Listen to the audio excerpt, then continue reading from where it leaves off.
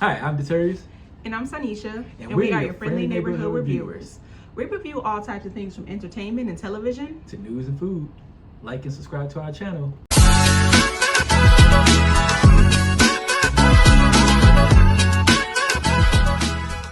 Now today, ladies and gentlemen, I need to take my glasses off for this one. Bruh, The Reckoning. Yeah, that was crazy.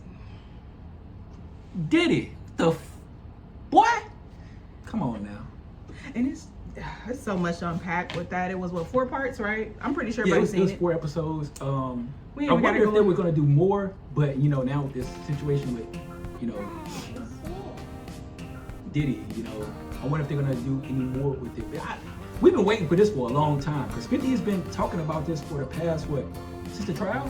Yeah, and it was so funny because they showed a clip of somebody saying it was Dame Dash saying that 50 Cent was not gonna do it. Like, he sure capping.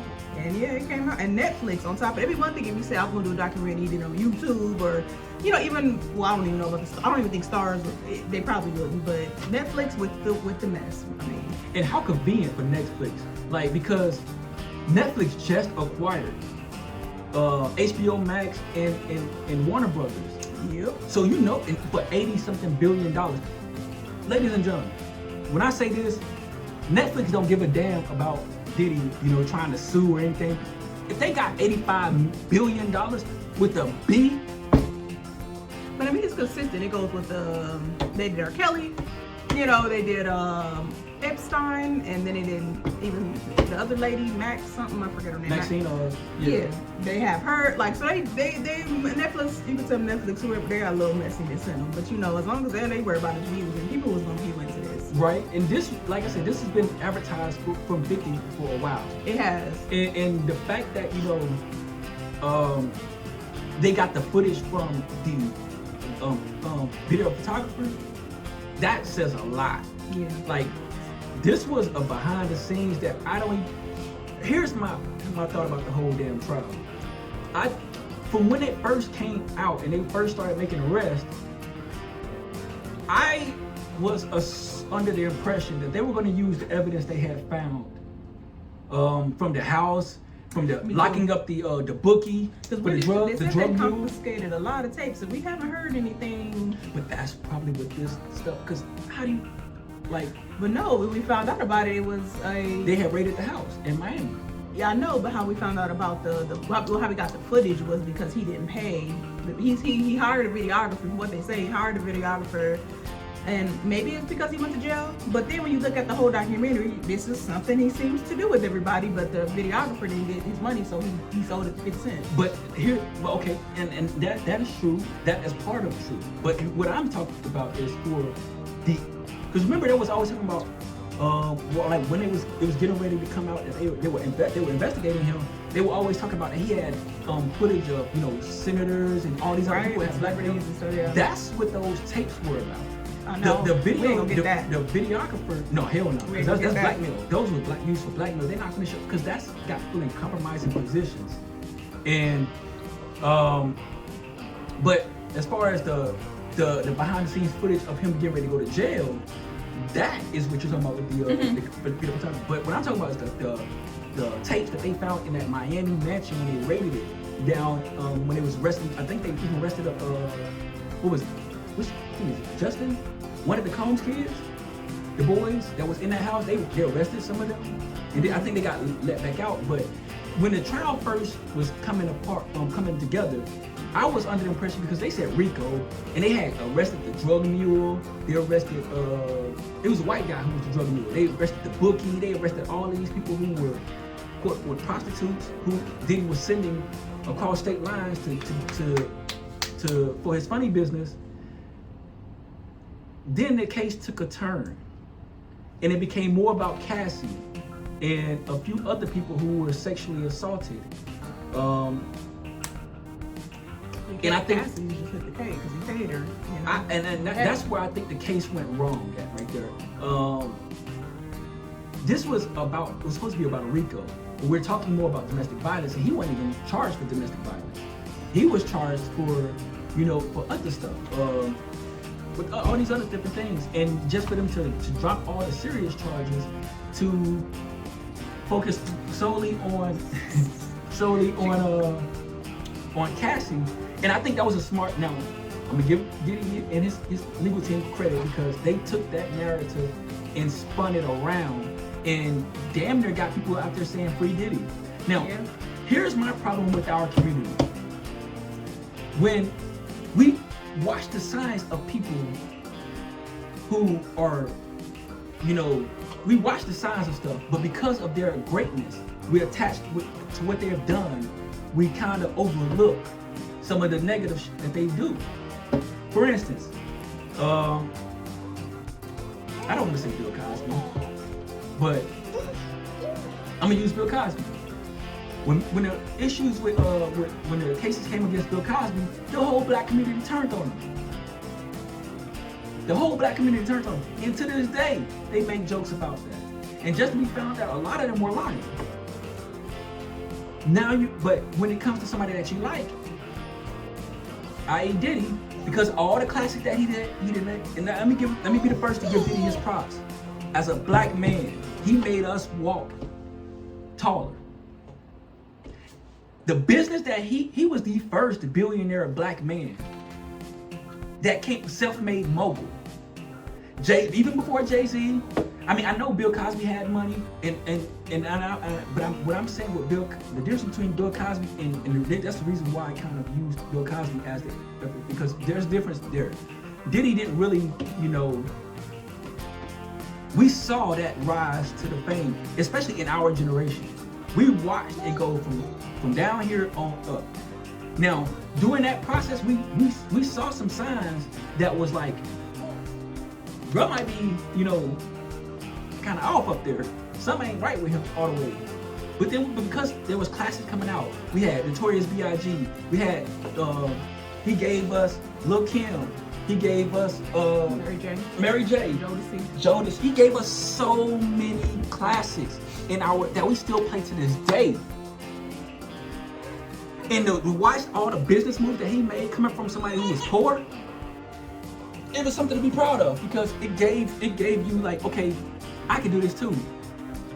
The problem is, and even the problem is like, just because he did those things, he did that. Can't take that from him. But the people that you stepped on the way to get up there is what really, because there was a lot of rumors going around for years that Diddy was involved with Pac and Biggie's murder. It's been rumored around. Kim Porter, that's been rumored for a while. Like, they didn't really address Kim Porter a lot. They did, which is still cool. That's right there. That's somebody's mama, and he got kids. He's still somebody's father too. But Donnie, you kind of did this to yourself, sir. And she ain't here to defend herself. And I think that, and because of the situation around her not being here, it's kind of like why that's a touchy subject, even for somebody who is petty like 50 Cent. Yeah, I think 50 Cent does move like very petty, very below the belt, very go to hell. You go low, you go to hell. But I do think he has standards, But once you cross that line and you disrespect him in a way that is blatant disrespect, it'll come back from that unless y'all probably genuinely just had a moment. It's different from having a moment and somebody just being just not a good person to you. So, yeah. He seemed like, I think he still got rules. He abide by. He ain't gonna just cross the line with people, but he jumped over the fence with this one. No, and honestly, if you give him the ammunition, you can't blame nobody but yourself. Yeah. I'm not gonna jump on entirely to a Diddy because that wouldn't be entirely all the way right. Now, there's some stuff where we're gonna get into a little bit more that have you more like. For me, I don't give Diddy any consideration because of how you got it. It'll be one thing and I don't know fully if this is all facts, but from what is presented and my image is now, I didn't care for Biggie. I didn't care for Diddy like that much, so it wasn't like I was a fan, but I did acknowledge I love everybody wanted to wear the Sean John back in the day. Real. Like I forgot about Sean John today, but I'm like, oh yeah, I had a Sean John shirt. I love that shirt. Like For real. So and Ciroc went crazy when he first came. He was the first one with the alcohol. And I remember them commercials, you know, but I really wasn't a drinker at that time, so it wasn't that important. But some of his songs. I know when I was in the military. Like even when I think of Mary J, when I thought of Biggie, I didn't think of Pop. I mean, think of Diddy. I just was like, this is a great artist. I didn't think who was producing him. I just never thought that. So a lot of stuff for me now is kind of new. I've heard little, except for the Tupac and Biggie thing, like that's been major. That's 90s all the way. If you're born in the 90s, you're a fan, you're going to hear about that type of stuff. So I kind of heard that Diddy had a little bit to play, but I still never, I didn't pay attention enough to Diddy for me to consider him anything. But when I do hear his accolades, it's an amazing accomplishment. But if these facts that they, or not facts, but these allegations, thank you. These allegations are true, I'm not giving him no credit for nothing he did, because you literally stole and you killed to get it. So it's not you then. You're benefiting off other people, but that's why I'm willing to give a little bit. That's true, because you said it's fair. Is to be fair. That's true. Some of those allegations did sound like some people, and I said this even with a lot of other people who've gone through similar situations where they were getting sued by a lot of people. I said some of those, and it happened. And unfortunately, it happens. R. Kelly too. Some of the stuff seemed a little bit over exaggerated. Maybe. And it's I don't know. Well, what I was gonna say was, it seemed like it's not necessarily that it's just over the top. It just seemed like maybe you're lying because you was involved with it at the time, and then now that he's going to jail, you don't want to take you don't want to go down with him. And it's kind of like, and I don't want to compare him with Jesus because he did that not enough. But how Judas turned on Jesus, even though he was with him the entire time, right? Now you get an opportunity, you're throwing them under the bus. But that's human nature. Because now there's coins there, and you see that you're not going to be in trouble with them. Yeah. So you throw him under the bus. Yeah. There are some people who were involved with that case where I can see that happen. Yeah. Cassie. I do not agree with the aspect that she took. But Cassie, you're not as innocent as you portray. You have portrayed, and how this came out. Because if we're gonna be technical, Cassie would be the equivalent of a Giselle for Epstein. Because she was actively involved with some of the activities, and she was down for it. The one thing that I can say that I agree with Diddy's lawyer is, or even some people who looked at this case while they was the jurors, was that this seemed like it was a domestic dispute, not just off of the violence, but they really liked each other. But because Diddy was not trying to marry her, he wasn't giving her a baby, and her career has already fallen completely off since messing with him. The best thing she can do now is get compensated for everything, because she ain't got nothing else. She was a beautiful soul. That too, especially from a person and a woman's perspective, because sometimes there are times where you can still be victimized and still not making the best decisions, but it's 10 years, so that's a long-term situation that and the depth of kind of what's going on, because you've been around many of people probably owning tapes and stuff. I don't know fully. Like, I wonder how much her involvement was, or was it times where he left and maybe, I don't know if it just had to only do with the escort that they hired, and that was just the most of it. That still was a lot. It was not just because remember they 50 Cent's baby mom was involved with this. As there was a lot of people involved with this. There was 50 Cent's baby mom. There was, I think one of the girls from City Girls was involved with this. There's a lot of people that was involved with this case that wasn't. And I just wonder, like, okay, with Cassie's part, what part do you play in a person not knowing what was happening to them and you're a part of it? Because one thing you were two constituents, y'all hired an escort. Yeah, and then the baby oil was infused with drugs. So it's like, are y'all telling people to put this on, and now they don't even know that they're getting, so that's the part for me that bothers me. Now, if y'all having these parties and y'all doing what y'all do, and it's a consensual adult, and he's there, and you doing what you do, and even if it get a little aggressive, because some people into that weird crap, you know, I could understand. I wouldn't blame her for that. I think she still participated. But if you knew that y'all was doing things when a person was not consensual, or you tried to coerce somebody into saying yes or something, then yeah, that's a problem, you know. Right? Now, that is a good point, because if they don't know, then that's a problem.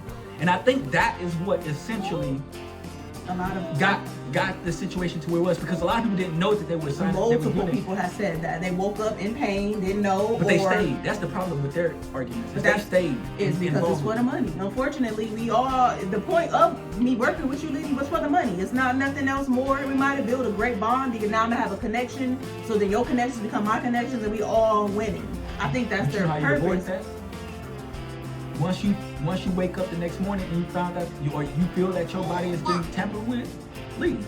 Yeah. Fuck the money. Because you didn't get it anyway. Fuck the thing. You didn't get it anyway. The one guy, Lil Rob, was there for how many months? He said a year plus. He missed holidays and birthdays for his kids. You tripping, bro. That's what makes sure a lot of their arguments kind of. I get it though. Because even though yeah, you doing it for the money and you want to finish the contract honorably, you have to acknowledge that there has been yes, you've been dishonored. Right? Like you can't go about this honor no more. And you can't even work in this environment, because the minute that you say something about it, you're gone. And that's exactly, he fired from people's testimonies. He's fired people for speaking up, saying they want one, so they don't want to do this. Anyway, because if you say something, you're damned if you do and you're damned if you don't. Yeah. If you stay there, then you know you're going to subject yourself to more abuse. If you leave, then you're going to. When a lot of abuse victims don't leave. That's the unfortunate part. That's terrible. And it has a lot to do with whatever they went through in life. It really is that. And whatever places you didn't say no to in the past, you're not saying no to again. But at the same time, I think like there was a point in my life where I realized there was a very toxic situation between me and somebody. I was really young. Very young, like Cassie's age. That's why I kind of could relate to her. But once it got to a certain level, I checked out. Like, nah, this ain't, you know. But honestly, it had. If I'm getting my ass whooped, well, I wouldn't do it on my ass whooped. But the manipulation, because there's other ways. You know, people doing little sly stuff, being funny, trying to set you up. You know.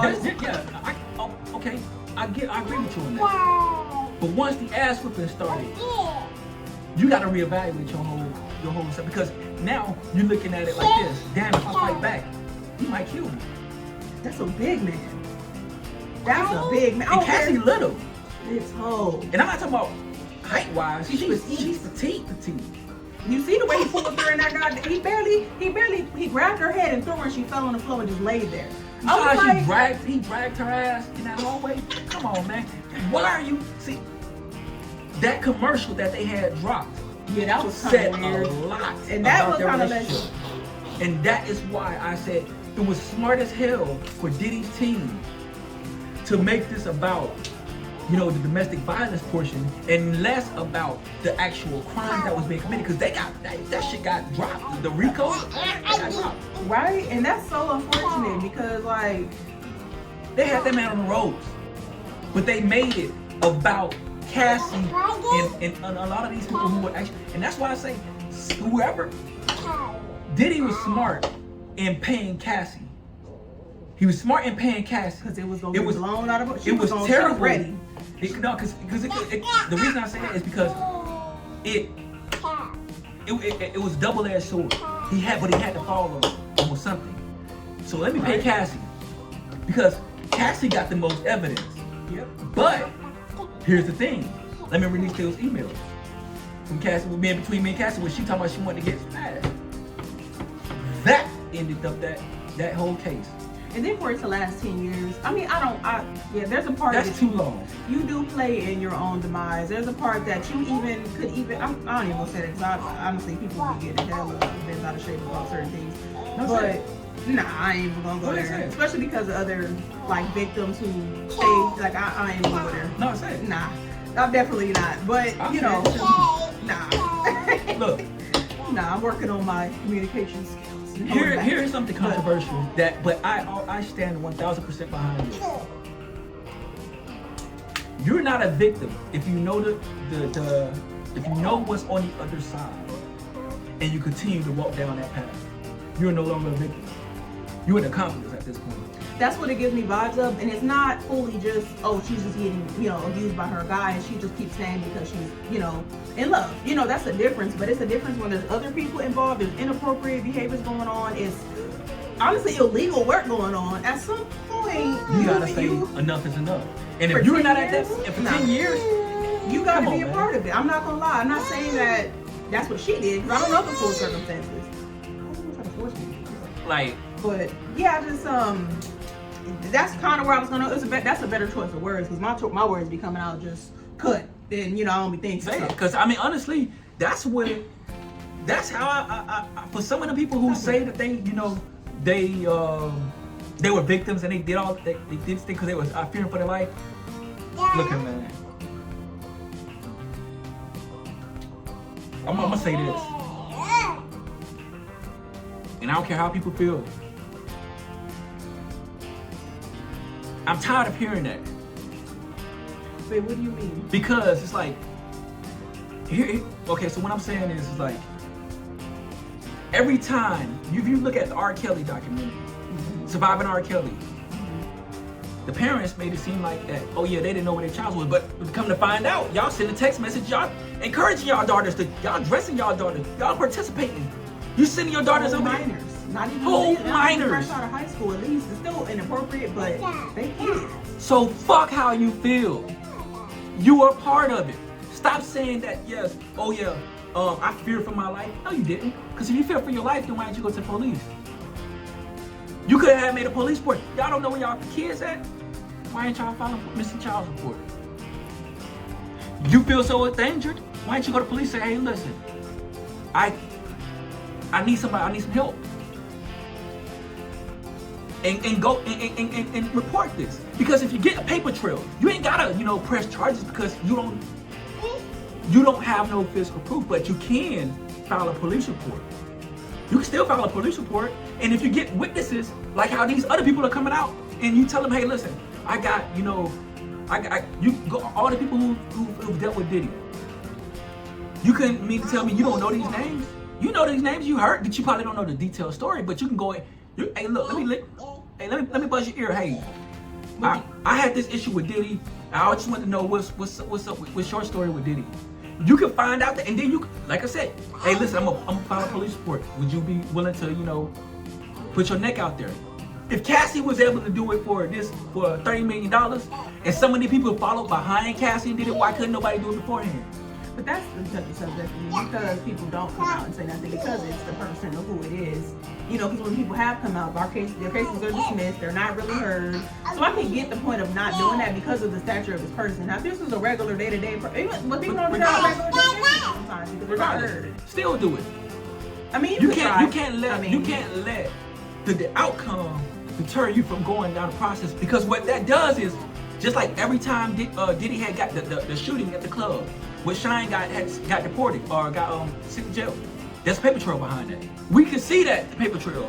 We can build up. They can build cases off of these. But that's not a paper trail that somebody else did. That was a paper trail they did to themselves. No, but Diddy was involved with that, and Diddy was the one who was pointed out as the shooter. He flipped on Shine, and Shine took the fall for that. Shine did. I think Shine was immigrant. But who? So can use. You saying like a victim who was. What I'm saying is, okay, so in that situation where at the club, the woman who got shot in the face filed a police report. She did. They got locked up, they investigated that. That's all I'm saying. You don't gotta worry about the outcome. Put the paperwork in so that when it continues, that it shows a pattern. Yeah. Y'all letting too many years go past and not saying shit, and then you wonder, and at the end now you wanna come out and say something. Put the paperwork on their ass, even if you fail. Yeah. Even if you fail, because now what the feds gonna do is they're gonna look at, okay, we got an incident right here where he was involved. This was the incident. Got another incident. This was involved. Okay, I'm seeing a pattern here. It was this there, and it's the same thing match here. Okay, let me look at this event. This same thing matching to this event. But if you leave a whole bunch of air in the room, you let assumptions fall in. So everybody's gonna assume that you're lying. That's the first thing that's gonna come out, because it's money involved. And when you start taking money, it diminishes your truth. So stop taking the money, stop taking the bribe. See it through the end. Whether you win or lose. That's what even happened. We're learning about this case with Kamika, and the one who got the little girl or the teenager found to say she was frozen. Her mom took the money. David. Now her mom tripping out, but it's because she took the money. I don't That's know. a lot. And to be honest with that situation, there's a lot that's not being said. It's so much. And I followed when it first started. I was watching them videos for hours, just like what is going on, and it's resurfacing now. Mom going crazy. People talking about money, but wait, Kanika. Hang on, I think it's Johnson or. Oh, can we talk about two different things? I was thinking you were talking about David. I think that's what you're talking about. Celeste with David when he was found frozen and the one that found in Tesla. No, I didn't hear about. Oh no, not that. Okay.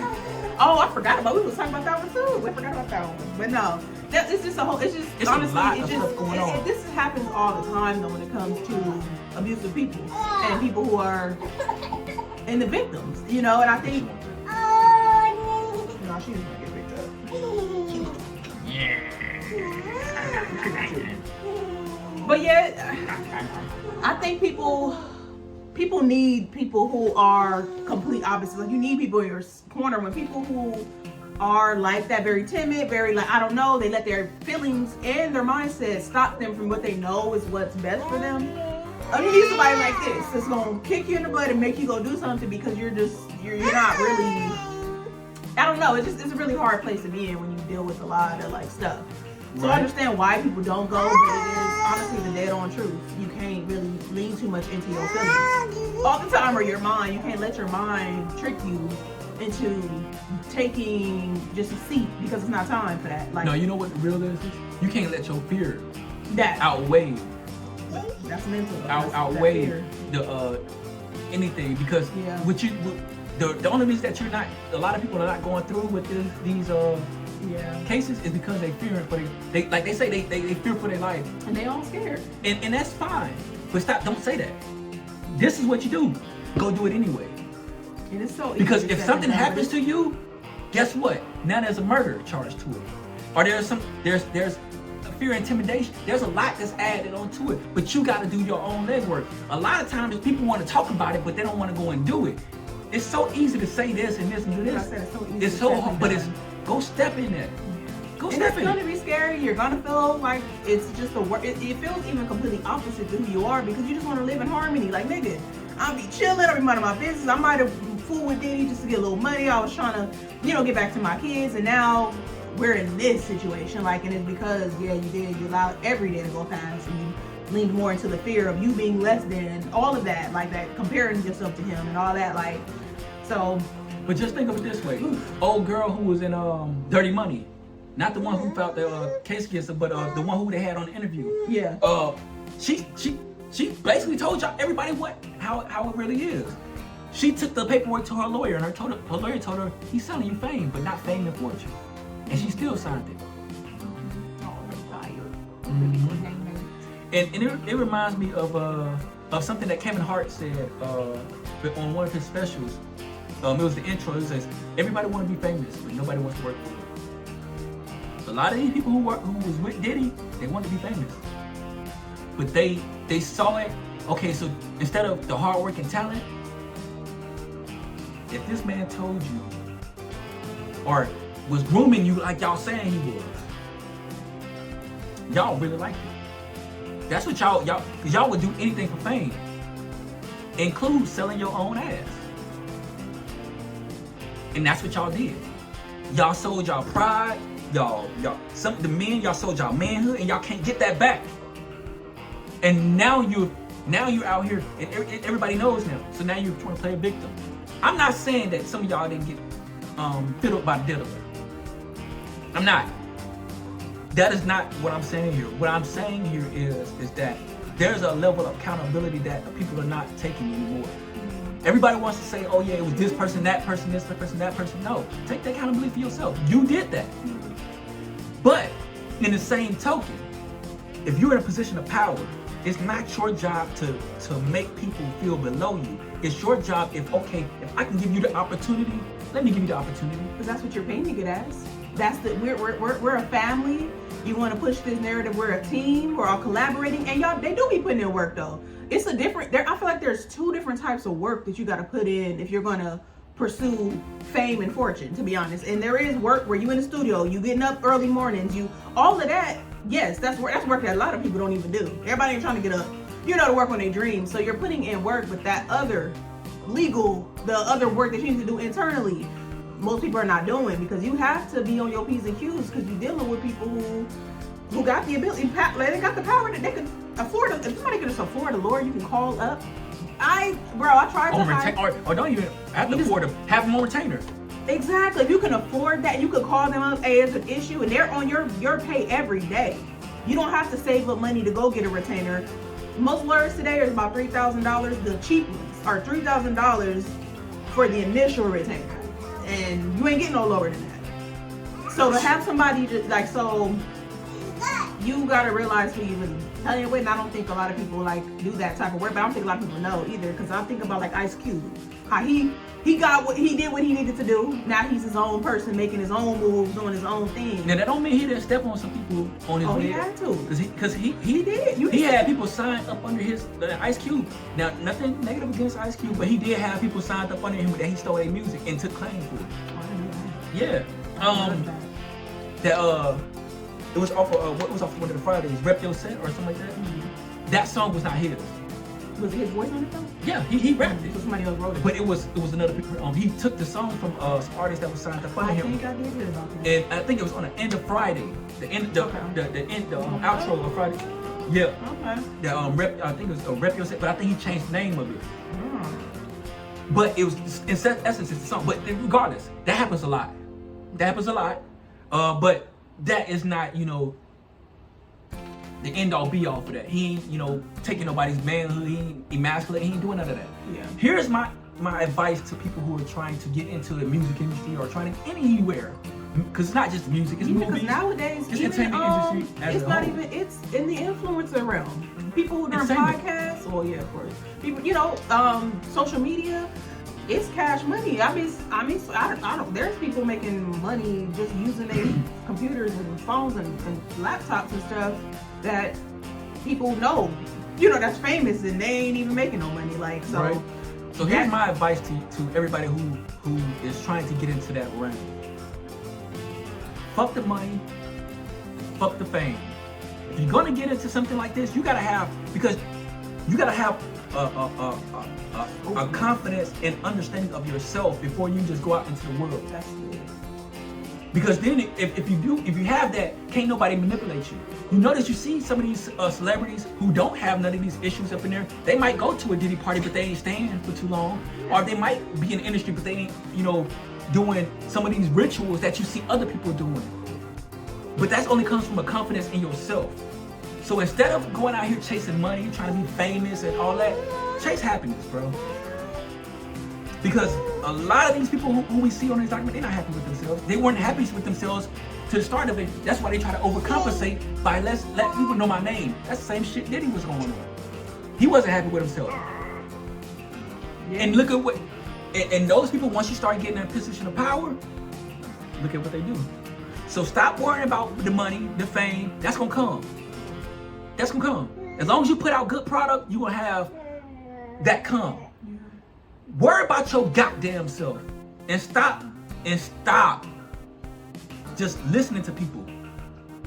Watch their actions. And especially when you go into these rooms, if you can't see their eyes, walk out. Before you sign a contract, make sure you get legal advice behind it. Stop putting yourselves in these positions, and then when you want to play victim, when shit comes behind it.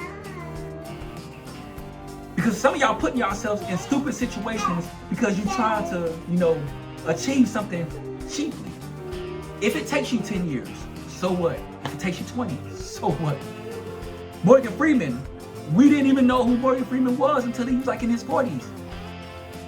Stop worrying about stuff because you see other people, getting it. Their time is coming. Your time is coming.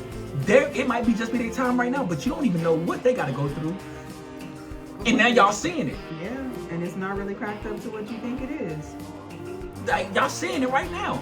Look at how this. We watched Michael Jackson get murdered by Sony.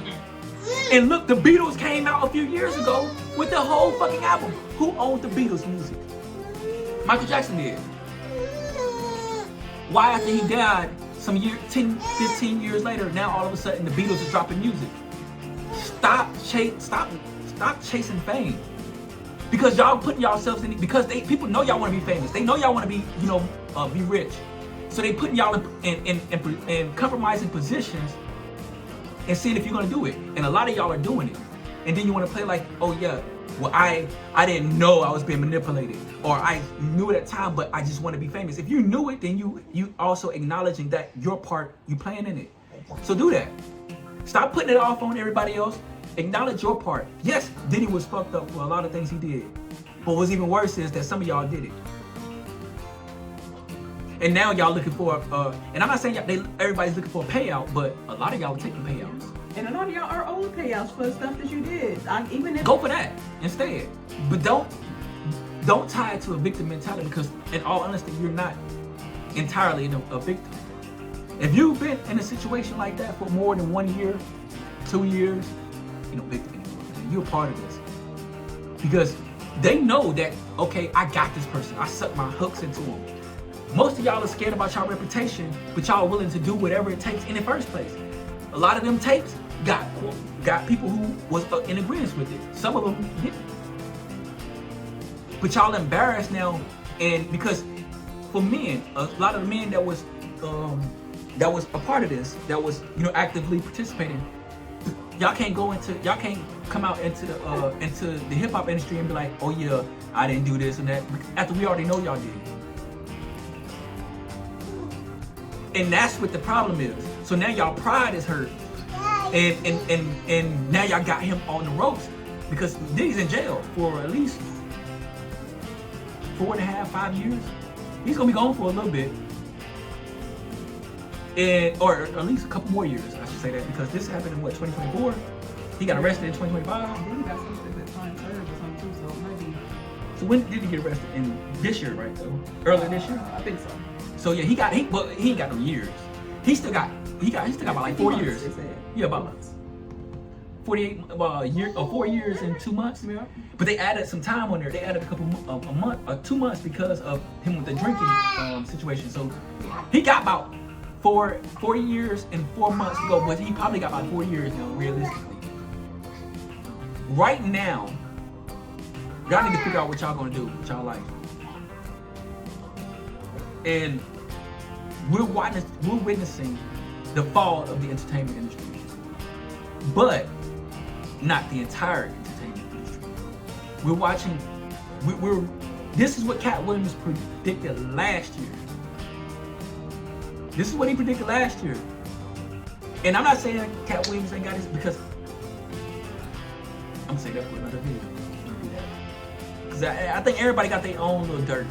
Yeah, because we're all human. But if you're actively going to participate in stuff like this, because these are the type of people who go through stuff like this, I'm telling you, let them get some position power. They're gonna do the same thing to somebody else. Yep. Because that's all they know. Especially if you're gonna remain a victim. Unfortunately, it's like the hardest thing to hear when you're going through something. You don't feel like people support you, people hear you. No, when you're heard very loud and clear. But there's a part that you're not listening to because you're there's more that you're not even. If everybody sympathizes with the events, the problem is a lot of y'all not being honest. Yeah. A lot of y'all claiming y'all victims, y'all not being honest. Mm-hmm. Y'all don't want to say that, you know what, I should have made a better decision. Yeah. And it's a lot of people are like that. A lot of people will tell you, oh yeah, well you didn't have to do this to me, or something, whatever.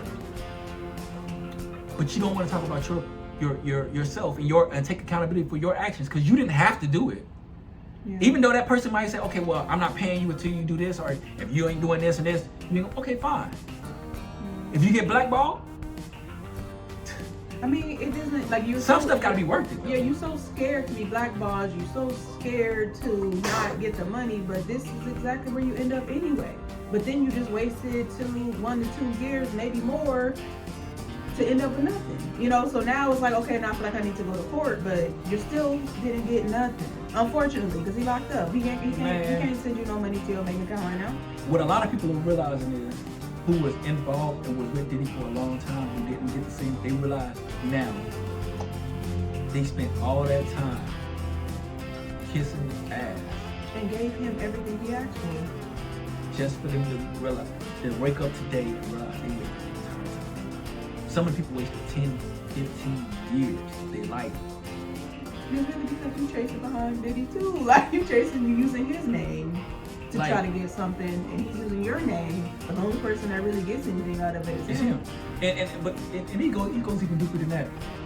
It's like this.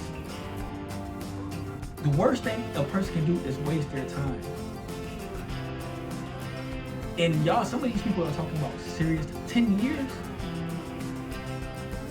Do you know how much things how many events happen in that time frame that you could have been taking that 10 years and building something? And just when you realize that, damn, I ain't got nothing out of all of this. Cassie was lucky to get 30 million, but everybody else ain't getting nothing. Everybody ain't gonna get that, you know. And everybody didn't spend as much time with him as she did, so I can understand why. But dude did. Who sold him the who was his co-founder? Right. But he wasn't in it like her every day in the private rooms. Now he was doing the work. He grew up with the man. Well, that's still. Well, I'm talking about like involved. He started the business. I know that. I'm not saying involved in the business. I'm saying involved in the messiness, the nastiness. He's seen some things and he gave them direction. Oh, don't close. He's doing more of a man. I'm talking about in the room. Cassie was the only one in the room. Besides the other people that were in the room. But that's what. But he was in every room before Cassie. I think I missed something too because I thought that he said there was a sexual something between them two. Yeah, I think I missed it. I think I missed that part. I mean, because we got to think about this too. He was there when the stampede happened in '91. Yeah, he might be. He was covering it up. But he was more involved than Cassie. That little stampede had nothing to do with it. Yes, it did. How? Did Diddy the one that said we gonna rush him? Here's what Diddy did, and he told everybody. Because if you remember, we can watch it again, but he said when they was talking about the promo of that, Diddy was the one out there in the crowds at the Howard telling everybody to come there. And Diddy on an interview, when he was talking about it, he was saying that he was like, there's a thing called bum rush the door. People done got tickets, and they seen this show is getting ready to fill up. They all bum rush the door and get in. So you knew that was gonna happen. But how? Because that's something y'all normally do in other events. Doesn't mean he knew it was gonna happen that day. Yes, he did. Because why would you get on the news and say that? Because I was after the fact. He's explaining what. But this was before. No, it wasn't. It was after. That was like Even still, you knew that was going to happen because you knew from previous hip hop events that has always happened, and especially in the black community. Well, I don't know how it was on the West Coast. I can't say that. Well, I mean, it could have been. I didn't go to every goddamn function. I could. But on the East Coast, and a lot of y'all older cats too. I did see one before when they at a party, but bum rush the door. Like, let's say. But I didn't know. I thought somebody was about to shoot. And I thought that was when you started shooting. I didn't know that's what that was. That used to be a thing where people go to the concerts and you ain't got, especially not like no big stadium concerts like at the arenas and stuff like that. But what I'm talking about is more like when they was doing. It's kind of like it was like the 90s to 2000s chicken circuit. Yeah, little. You go into the black colleges. You go into all the gyms. Yeah, and then stuff like that. And then you having a big ass event on Howard. I didn't know it was Howard. I think it was Howard. Mm-hmm. But then you going around the promo. He was a part of the promo. Yeah, because that's one thing you go promote. You should. You trying to get more people to come, but I don't think he. But you knew that y'all were. Yeah, he did. But here's how. Because one, you ain't got enough security. That's the thought I had. I ain't gonna hold you. I mean, this is the only thing. You pay for everything else, but you don't get no security. Yeah. So nobody's watching the front doors. Not too many men blocking so they can avoid that. That's how you avoid that. So you let people, and then you don't call the event. Once you start seeing people bum rushing, you wait until every motherfucker gets stumped on. But how can you call the event when people probably ain't listening? I think they was pull their talent. Why you got all your talent still up in there and everybody looking around like, damn, boy, you see that dead body right there? There's dead bodies, and he's walking around it, looking at them. I mean, he got messy. He messy. But it brought him attention and shot because here's how a lot of those hip hop events were. If you go back and look at the Source Awards. Wherever drama was, the ratings went up. And if you look at today, how it is, that's the entertainment industry. Yeah. Wherever drama is, it's gonna sell out. Mm-hmm. If people make a bad review about a movie, especially in like a black movie, we're going to go support that movie. We're gonna go watch it and see if, even if it's gonna sell out. White Chicks, when that was in the theaters, sold the fuck. It didn't do so well, but it's in the black community, it jumped up. That's why it's still so popular today. You look at a lot of our stuff, like events, especially like coming in around that time frame, black media wasn't really pushed like that. So the way you get the notoriety is you gotta have some drama to work, people to get the attention. Because if you see it on the news, that it's not going to be on the news that, oh yeah, they had a successful they had a successful concert. Nobody, they ain't gonna do that. But the minute a shooting or something pops off, I guarantee that makes the front headline. And back then, all publicity was good publicity. So whether it was a bad thing or a good thing, I can see that, especially because they interviewed him. He in the newspaper as one of the main faces. He was being interviewed, and so I could no remorse. I could see that. I feel like he didn't have nothing to do with him. But then when you think about like the aftermath, it kind of does connect in a way. Because you got to look at the whole setting and not just the actual events. The context around everything was there. And it's your event. You're hosting the event. You're responsible for it. Yeah. His name was in the newspapers. Yeah. Everybody seen, somebody got a stamp. He had because this is how he was looking at it.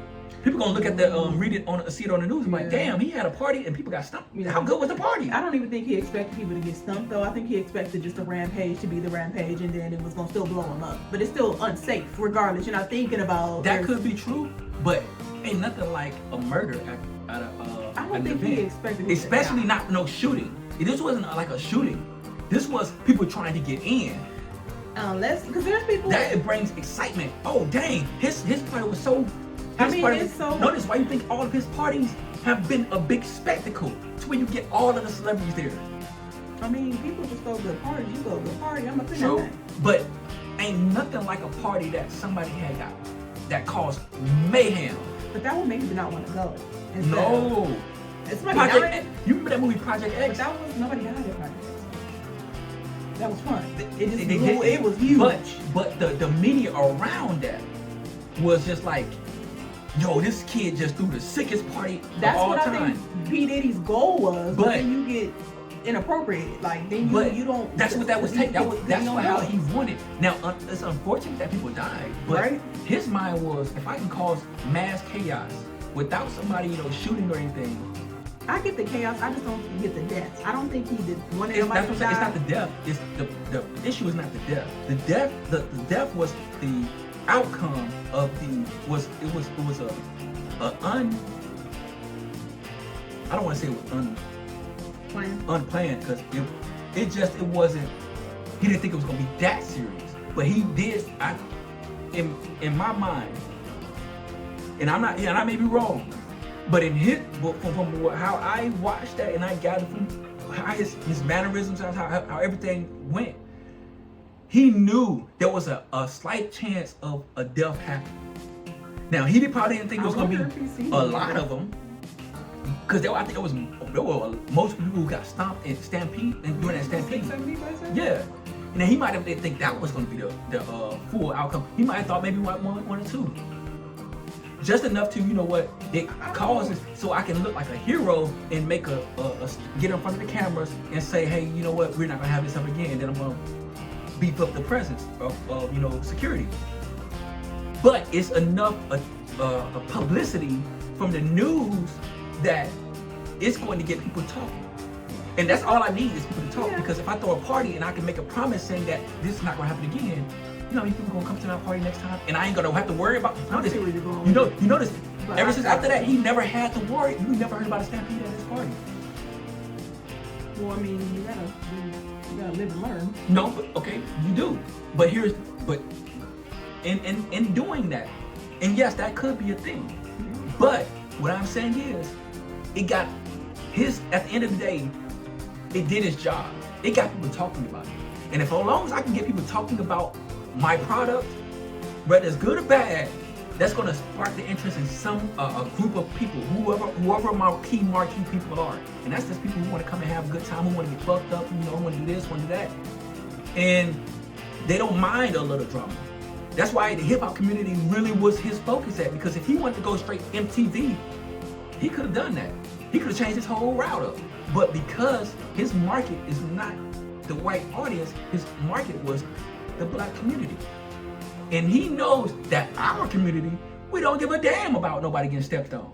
If we want to have a good time, we're going to have a good time. I've seen that where people got sad. I just never heard of nobody dying, which is sad. It kind of reminded me like that Travis Scott concert too. Like, yeah. But that makes you not want. A lot of people said they would never go back to one of his concerts. So, but a lot of people would. He got fans, you know. So I mean, people still gonna go because you know. But I think I guess I don't know, because I just know from the comments it was a lot of people like, yeah, I'm cool. Yeah, but you gotta look at who the audience was who said that.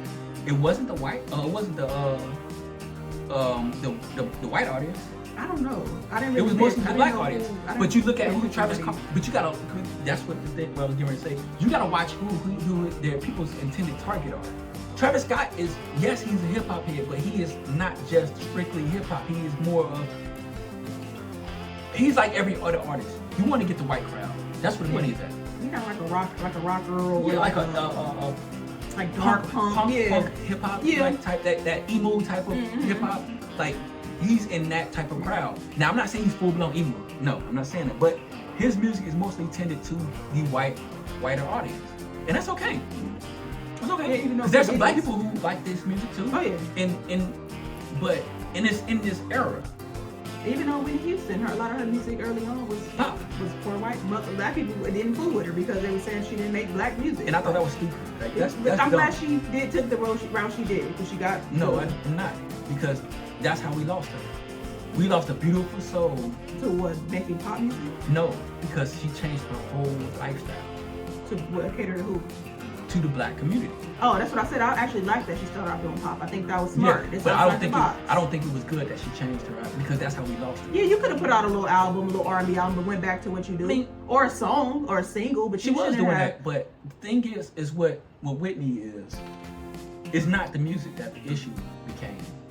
It was the lifestyle when she attached herself to, and that's one thing we need to change in our community. We need to change this stuff right here, because we can't talk about, you know, inclusiveness, and yet we tell our own people that they gotta specifically do something that we deem as black. Even the way we eat. So many people talk about vegans so much and act like it's a horrible thing. It is. I'm people. Hey, look. I'm people. He just said a whole contradiction just now. No. Yes, it does. I'm not saying it's not black. I just don't think it's natural. People do deem like certain soul food is black, but a lot of black people are like choosing but it ain't just soul food. I just don't. It could be. It don't have to be soul food. But that's an example. I don't like imitation anything. I barely like imitation. It could be fruits and vegetables. Nothing's. Like she say you that can eat greens without putting certain things in them. She say that right, but they got mushrooms that they try to fry it up like and tell you that it's fried chicken. Yeah, but you don't have to. That's vegan not only fried what chicken. Vegans eat though. No, I'm saying that I understand. That's raw vegan, so you completely. But I'm not saying that don't make you, being vegan doesn't make you any less black of it than I eat, than what I eat. That's not what my issue with the veganism is. Don't make imitation anymore. Well, I'm not saying that's fully your thing. Obviously, being funny, but I'm saying in general, I've heard people basically have an issue if you decide to eat healthier. I'm gonna say outside of making a black dish healthier, it's a problem. But anyways, I don't think too many black people have a problem eating healthier, especially this day and age. No, maybe back in the days. Black people that still have a problem with it. One thing that really? You think so? I don't think not eating healthy. I mean, maybe people look at people in general. It's not even a black thing or a white thing or anything. It's just people look at veganism like, what? and no disrespect to anybody. It's not black or white, but I'm talking about specifically black dishes, like the mac and cheeses. I mean, you can still. I mean, you can make it healthy, but I mean, it's not. At the end of the day, that's not. Well, if you eat like that on a daily basis, that's a problem. But anyways. Okay, but no, this whole Diddy situation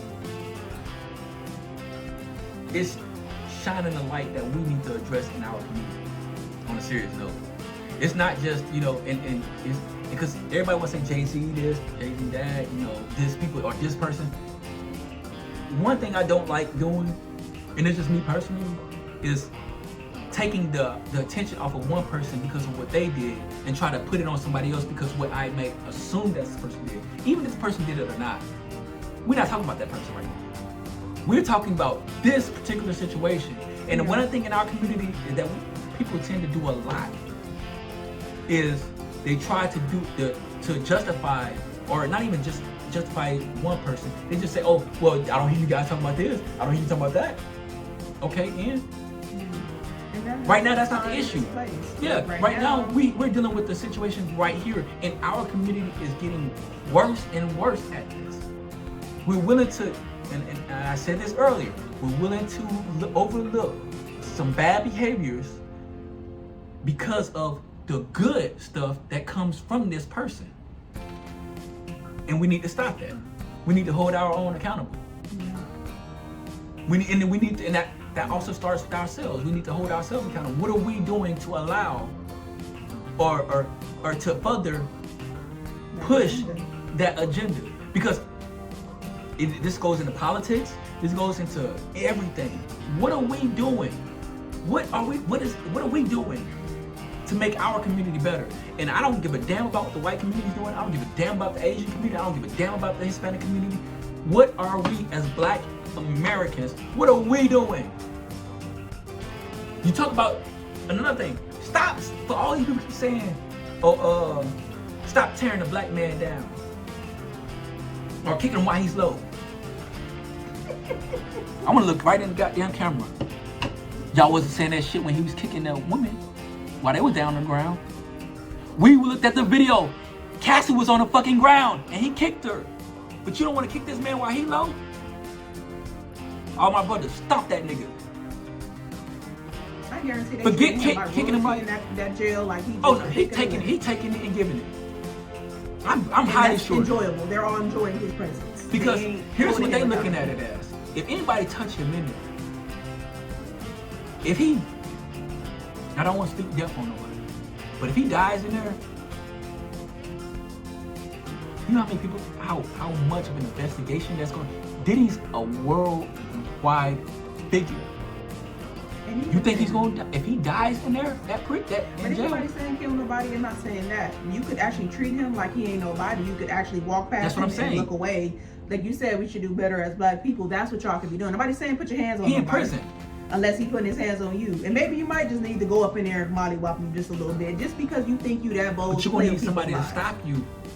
That is what I'm, and I get what you're gonna need somebody to stop that. Yeah, they because you do got people that stop the police, the guards. Damn, baby, what? They don't. What? They'll block it off and cover it. Man, they'll turn their ass. Hey, look, we didn't see nothing happen. But either way, I'm just saying, I ain't even going towards violence. I don't think I understand that's a violent place. Yeah, I don't think he's gonna. I don't think that he is not treat him like a regular. Gonna get treated like. He'll never be treated like a regular person either. I don't care. He's not going to get treated. He's going to get treated because what they're going to do is they're going to look at it like this. Shit, we could have whooped your ass up in here, bro. They probably telling him, hey, look, so what you going to do for us when you get out? Some of us getting out, maybe. What are you going to do for us? Well, we got you up in here right now. And I'm not saying this is happening, but oh dang, I'm sorry. But no, I don't like that that message being sent out because again, you're enabling. That's what essentially this happens is, we know he messed up. But instead of calling him out on his shit, hey, let's not kick the man while he's low. But I didn't hear y'all say that about Will Smith when he slapped Chris Rock. Some of y'all, in fact, Marlon Wayans, you got on an interview said and you spoke negative about Will Smith. You didn't have a problem kicking him while he was down. And even though he was right for slapping the shit out of Chris Rock, notice how you don't hear shit from Chris Rock no more? He was right for slapping the shit out of him. And some of y'all should have took that same advice that y'all are giving now and did the same thing. I just don't think no man gonna sit up and just be peeking and sliding, letting it slide with somebody speaking up on their wife. Now, maybe no man might not slap the crap out of you. He's gonna get close enough to you to the point where you might get slapped, but you might not. Damn, just a wife. For 20 plus years, you've been making the jokes. All your jokes has been about me. You ain't never. I don't see you go up and joke on nobody else, but you because you like how Chris Rock said. The corniest nigga in rap slapped you. But then what that make you then? If the corniest nigga in rap slapped you. The softest nigga, I think he said the softest nigga. But then what that make you then? Some of y'all need to just shut the fuck up. I'm sorry, I'm cursing a lot. It is. But listen here, man. We got a lot of, I know this in the Bible, and I'm not the perfect person to do this, but he says let every man evaluate himself. Some of y'all need to evaluate yourselves too. We all do. But if you're willing to say that let's not kick a man while he's low or while he's down, what does that really say about you? And he's not down. It'd be one thing with somebody down, they're down in their luck, they don't have no money, they're going through stuff at home, that's down. Or he's gonna be gone forever. Consequences of your actions. This is not, oh, I'm down, he's struggling. No, he's not struggling. He's a person who made some horrible decisions that involved other people, and now you're dealing with the consequences of your choices. He's not down. Like, this is where you belong. Not for real, I guarantee you after this for somebody like Diddy, you know why you see Pappy in jail? He's gonna come out clean. And watch this. He's gonna come out and he's gonna have a whole new aura once he gets out of jail, because now he got that. We noticed prior to that he was always had this whole bad boy image. Watch how he get out of jail. Watch when he get out of jail. What you think he's gonna come out like? He ain't learn shit. But now he got that. Oh, I went to jail. You know, I got out. So now he gonna go on a whole tour. He gonna go on a whole little tour. You know, the media tour, because that's how he got off of this. He gonna go on a whole media tour. He's gonna be he's gonna talk shit about everybody that got him. Or anybody who had a negative except for the ones whose cases are still pending. Until those drop. And I think those are gonna be dismissed while he's in jail. It was so unfortunate too, because even when the assistant, I forget her name, she when she even put her when she went to file on the news, they saying, oh, here's like they're just joking. Oh, it's another accusation, and already downplaying the situation as if it's not to be taken seriously. And oh, she's lying. Like, that is such a horrible place to be in. And she get on the stand and she's just crying and emotional, and it's like unfortunate. She was lying. Well, you did say that. He said he felt like she was lying. I don't know fully. I think that she could have experienced everything she experienced. At the same time, she stayed, because she was with him for a very long time as well. Her story fell apart when she said that they kidnapped her and gave her a gun to go rob somebody. You mean to tell me somebody kidnapped you and gave you a gun? I could see that. Like, you asked me to get out of the car and somebody's not letting you get out. That's when then you driving me everywhere else and I'm trying to get out. But now you got the gun and you go do exactly what they told you. Instead, now you don't turn the gun on them. No, because some people are not combative. If somebody gave me a gun, kidnapped me, I don't know if I would shoot them. Like, I don't think that's gonna be my first thought. I don't know. I'll tell you now, don't give me no gun. Because if I'm with multiple people, it's one thing if I'm with one person. But if I'm with multiple people, they might have a gun, so now I'm going, like, so I don't think I'm gonna be thinking that, I don't know.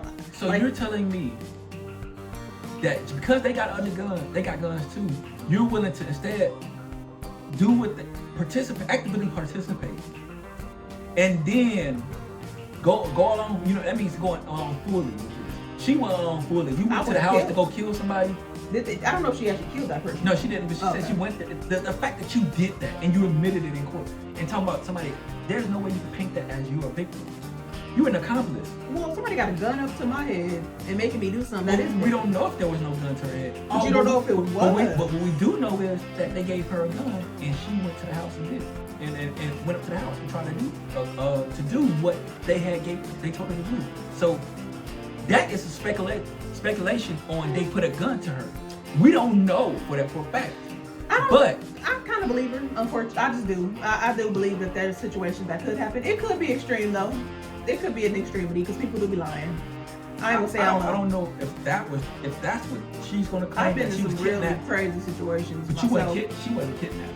That is what makes that hard to believe, because everybody looking at this like, man, is she really? That's what you want us to believe? Maybe the poor choices of words probably was a kidnapping. You could say I was held like for that's kidnapping. Held against my will, against your will. That's kidnapping. But the problem with that is they gave you a gun.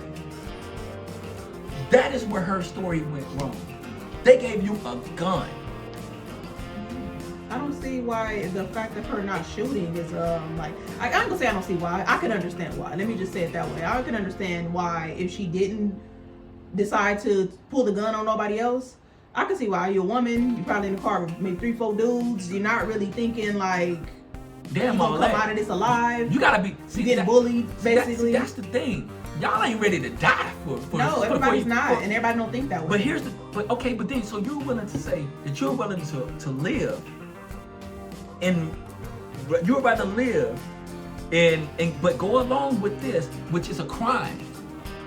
Then rather stand there and at least put the pressure on them, like, hey, so you gotta stand for something and would be willing to die behind it. Too many people willing. But see, that's the problem. You have too many people who are willing to, just go along with it. But then later on down the line, they want to talk about they was victims. Yeah. If that happened to me, then after that night, even if I did go home, I'm like, thank God I made it back home. And nothing happened to me. I ain't doing completely alone after that. You have to kill me. I ain't doing it. Everybody don't think that way. Because if that's how you feel so strongly, then go ahead and take me out, because I'm not. A lot of people think about kids. A lot of people think about other family members. Like, they know I got kids. Why would you put me in a situation? Because they don't give a crap about you. Exactly. I give a crap about me. Exactly. So if I give a crap about me, I give a crap if I die too, though. I don't want to die. But I gotta stand for something. Because if not, then I'm no longer a victim. I am an accomplice. Still standing for, so I can go home and see my kids. Then stand on that. I'm not doing this. I'm not doing this. I mean, but you think if you're not gonna do it, then you think you're gonna die. Then I'll die. Everybody don't think that way. That's the thing I'm trying to let you. You got to. Because it's life or death situation for real. You don't have to. You don't really have to. It's not really life or death. But then you can't claim. But the thing is, even after all that, you still stay with this person in their business, still working for them. So that's different. So how are you a victim? For me, if that happened to me, I'm gone. I'm not even if I don't sue you, I don't address it, I will no longer be a part of this company. I will no longer be involved with anybody who's involved with him, and I'm going home. But you're still gonna do it? Maybe. It depends on the situation, because I don't know if she killed anybody. Like, it don't have to be about killing anybody. That's a terroristic threat. And you got a weapon, a legal firearm, possession. Yeah, but there's also things in law that addresses when somebody's doing something that's not according. Coerced. But the problem is, you gotta prove that. You can't prove that. I mean, but it has to be proven. If this is what happened. But you ain't. Who? Okay, so that's what I'm saying. You don't have no proof outside of your words. So that's my whole thing is. You're gonna put yourself in a predicament, and you don't even have nothing to get yourself out of it. So if you're going along with it, you're an accomplice. You're not a victim. I wouldn't agree. Because if you can't prove, you can't show proof. It's not what we know. It's never what we know. And shout out to Jamie Foxx and what was that? What's the movie on mine with when he was a lawyer? I don't remember the name. I was talking about. But you know what I'm saying. Prove, basically. Yeah, it's not what you know, it's what you can prove in court. But here's this played out in the court. Yeah, but this is what. But here, when this come out now, but 10 years later. Okay, so here's what I'm getting ready to say about that. It's not what it's not what you know, it's what you can prove. You can't prove that he had coerced you to do that. So then basically now, so if you can't prove it, then what we supposed to do? Take your word? That's all I got. And that ain't nothing. It don't have to be nothing. You showed that your word ain't nothing. It doesn't have to be anything. It doesn't have to believe. It doesn't have to be true to anybody else. If it really happened for you and that's what you're standing on, I'm not saying as far as the courts and getting him, because he should be charged for whatever. I'm saying as a personal experience. If this really happened to me, I don't care if the whole world don't believe me. It happened to me. This is what I felt. This was my situation. This is the space I was in, and this is why I made the decisions I made. Was it the best decisions? Was it the best decisions? No. But it doesn't matter. You're just as lock me up. At the end of the day, you're just as guilty. Now this is why I said you need to have some type of backbone and be willing to stand for it. And if it comes for your life, come with your life. But if you say no and you stand on it, whether they put a gun on you or not, all right? Because now you removed all guilt. You ain't got that on your conscience now. Yeah. No, I agree with you 100%, but So, I'm just saying everybody's not going to think that. I don't think I would think that way. And then you wonder why y'all are playing victim now. Because you ain't got no backbone. Don't say y'all, bro. Don't be putting it on me. I ain't putting it on you. No, I do be having my issues. No, but you gotta think about it. Because listen to how that sounds. No, it sounds really bad, but I'm willing to, get on stand and say that I was a victim. Instead, when the moment came, and I still did it, but instead, when the moment came, I said no, and I stood on it. Do you know how different you will be able to walk? That would be a major difference, but that's what makes it very complicated when you're dealing with different type of personalities, different type of people. Everybody not as strong or bold as you on that case. There might be bold and stronger than you in other areas, but that area particularly, it would be me. I don't feel like I don't know if I'm gonna shoot a nigga. I be talking like on power, unless somebody. It would be different if I gotta be fight or flight, nigga, and I gotta kill you in order for me to go back to my kids. And now I can't. I don't know. But this situation, you're probably not really even sure what's really planned out. Like, you're not really quick on your toes. I'm not really understanding how I even got here. So I'm just as guilty. Because you ain't asking questions. You're looking at it from how you're looking at it is a stance of fear. And that's okay. Because But that's the thing. So if I'm in a state of fear. But here's the problem with that. Here's the problem with the state of fear theory. Is that you didn't have to do it. Even if you're scared. Hey man, I'm scared. I can't do this. That would probably be me. I ain't gonna lie, that would probably be me. Yeah, because I be thinking that way. You ain't gotta be like, oh, fuck you or this, or I ain't doing that. No, I'm scared. It's okay to be scared. Everybody gets scared. But the fact that some of y'all, like, I'm not gonna lie, I probably would, or I would have been tripping out. I'd have just been like, a lot of people, yeah. A lot of people when I've been in situations, because I be trying to second guess myself, because my feelings sometimes don't really match all the time, like my words. So I'd be like, dang, I didn't think I could say that, or I didn't think I could do that. I didn't think I had it in me. Until you find yourself. So I could say, so that's for me right now, I would think that I was a little more cowardly in certain situations, because I can be. I'm not gonna lie, like I get scared. Like I said, I'm not a combative person. Well, in this situation, it ain't about being a coward. Yeah. It's about. But that is kind of coward. Well, I'm not gonna say it's. I'm not gonna say it's. I'm not gonna go full blown. And go say it's cowardly. Yeah. Because I don't know what you're feeling. I can't tell how you're feeling. But however, I can tell you why it doesn't make sense. Why your story don't make any sense. I can tell you why that. Because I could understand though. Like, that's the thing. Like, I can't, because I get you're being scared, but you know how to say no. Yeah, you know how to say no, but I've had situations where I should have said no, but I just stayed quiet and I got over it and I had to get through it and then I got past it. Unfortunately. But why? Because you acknowledged that you did not say no. That was me when I was younger. I was in a different mindset, and I also didn't know how to speak up for myself. That's fine. I wasn't. Listen, I'm gonna say I wasn't taught, because I wouldn't say I wasn't taught. I just didn't have the courage to speak it. No, honestly, I just think I was just in a frozen state. Like I was just in a really cloudy space in my life. So stuff that people was doing, stuff that was happening, I wasn't responsive. I was just very numb. So I didn't. That's what I can see people because of. But are you really gonna go through? And not even shoot the person, but are you gonna go to the front door and even make it known and have a weapon on you? For me, I could see this being they're in the car, they say this is what you finna do, she's just sitting there, he give her the gun, she take it, they drive to the house, she probably didn't get out the car, and that's why it didn't happen. But no, apparently she did. Did she say that? I think I missed that part too. But they didn't do the act. She didn't do the act or anything, but she got out the car and went to the house to confront whoever it was. That's what I'm saying. It's hard to believe that you was confronted, because that means you got out of the vehicle. You mean to me you can run? But that's like, you're out of the vehicle now. But they no different from like when you watch shows and people like put a gun up to somebody's side. Let's go, hurry up, get in the car. You walk them to the car. Okay, but you still got the gun on them. You get out the car, like so. But okay, I don't know how that goes on. And following that, okay, yeah, that could happen. Okay, that very well happened. Mm-hmm. But that's not what's being said. I know I need to go back because I think I missed something. What was said was she got out and she went along with it, but she's claiming that she only went along with it because of out of fear. But if you got outside of the vehicle, if y'all not in the vehicle doing a drive-by, then that means you have an opportunity. You're in open space. You're in open space. You can run. If they start shooting at you, I'm pretty sure there are other vehicles around that you can hide behind. And as soon as shots get fired off, people are automatic. If people are home, they're calling the police. Mm-hmm. I just think there's a. You have to protect yourself, and that's what the problem is with that story is you didn't even attempt to protect yourself.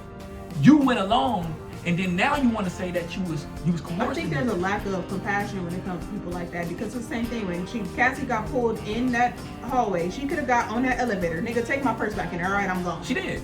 No, she didn't. Yes, she did. She laid there. Then she started walking back towards it. Then she finally went back to leave. I can't even use that. She was around for 10 years. But she ended up leaving. And after that event, she did, and then came back. But whatever. But but that's what I'm. But at least on camera, Cassie protected herself by not going back into that room. And actually, she might have tried to get some stuff, but she walked out of there. That's what I'm saying should have happened with that. With I think her name was Kristen, whatever her name was, CC. Kristen Clark, I think that's what it is. But regardless, she didn't protect herself. So now you're leaving yourself out there, and you're saying now you want people to believe that. She said she grew up with a mother who was on drugs since she was 6 years old. So there was really probably never a time when she was able to be protected from anybody. I'm not saying that that's an excuse, but I think this is just a pattern. A lot of people who go through certain stuff and don't respond the way you think that they should, it's a lot of the times is because of what they've been through as a kid. I mean, that trauma. Here's my rebuttal to that. Y'all know when these glasses come off, it's gonna get serious. Yeah, you can put it back on. I'm gonna scoot up. That's why you scoot up. It's trash. Oh, serious about the way. I know, I got ruined it. Damn, I got my glasses back on. I gotta get. Hold on. Scene. Wait, bro. Y'all know when these glasses come off, it's here. So let me tell you about trauma. Everybody has it. Everybody has their own trauma that they're dealing with. Well, a lot of y'all using y'all trauma as crutches. A lot of y'all using y'all trauma as crutches. That's crutches, because what does crutches do? They give you support. They give you something to lean on when something is broken, right? Or something needs to be healed. The problem is a lot of y'all are using that trauma and y'all are hiding the real work that needs to be done. So instead of just saying, you know what, I could have been better in this situation, you like, you know what, my trauma is responsible for me responding that way. Instead of it just being about you and your personal choice, because like I said, everybody has trauma. A lot of people have trauma. It's what you do that defines who you are. But a lot of y'all are using that trauma as y'all's, way of, instead of really fixing the issue, you use that as your excuse on why you do certain things. Accountability is a bitch. Instead of saying your trauma, how about you say, well, you know what? I had a lapse in judgment where I could have really just I should have done this, but in hindsight, in hindsight, I should have done this instead of this. Not my trauma. It's why I responded this way. No, I agree. your trauma ain't why you responded that way. It's your decision making and your lack of, awareness of what's really going on around you. Trauma. And that is your fault, because your trauma is trauma. Everybody has it. Everybody has something that they're not really proud of how they came. I get it. I understand. I was homeless from 2 years old and I was put into this foster care system at 9 years old. I don't know my mom. I have no relationship with my mom. She left us at a train station, me and my brother. I was 2, he wasn't even 1 yet. I had just turned 2. Stop letting your trauma be your excuse for why you do stupid shit. You don't have to be an excuse, it's just the result of doing stupid stuff. That is not the reason why you did. Your trauma is not why you did that. You acted the way. It's your decision making. And until you acknowledge, hey, you know what? I need to make better decisions. Yeah, but how are you gonna make better decisions if you don't address right from wrong? Every human knows from the time of birth. Decision-making trauma affects. I get that. Your thought pattern trauma affects the way you think, the way you love, the way you I understand respond and react. But you cannot keep saying that it's your trauma. That it's was not 20 years ago from what she's talking about. But she even was regardless, more than likely early 20s. Who dealing with their trauma in early 20s? I did. I'm not gonna lie. Regardless of what you. And there's still trauma that added on after I was 25. That things that have happened after I was 29. There's trauma happens because it just happens. I'm not talking about only childhood. Trauma is trauma. Trauma's You know what not trauma? just childhood stuff. No. Trauma. You know what trauma really does for you? It tells you who you are. Trauma really tells you who you are, because when you face certain adversities, you're going to see some people stand there and take it, and you're going to see some people crumble up under it. Or people are going to abuse it, because even with P. Diddy, when you hear about how his mama raised him and why, honestly, I can see why he acted the way he did. But he had the opportunity. But see, okay, so let's use Diddy. Okay. His mom, from what that documentary did, she made him to who he wanted to be. But here's the problem with that. Here's the problem with that. Because there's a big ass problem with that. It's not just his mom who did this. It was a lot of people that did that. The problem with that is once he got out of that environment, because he wasn't always just in that environment. It's the decisions that he chose. He chose to mess with Andre Harrell. He was having a working relationship. He was getting it in with Andre Harrell. That was well known. But you don't think that ain't trauma. That is your lack of decision making. And because we see some people who've been through some horrible stories that they've turned their life around and they made better decisions. Why do you think you see some people who come from single mother homes, right? Some of those guys, they go in your gangs. Some of those guys don't. Some of those same people who went through the same in some of those hoods that everybody else that got a lot of people who got similar situations that in the same city, same neighborhood, they make different choices though. I think it all depends. It all depends on you. I think it also depends on how you were raised, what you were. If you got two people to. who was raised in the same situations, the same environment, but one person goes off and joins the gang and they get locked up for the rest of their life. Well, you don't really. And you got another person.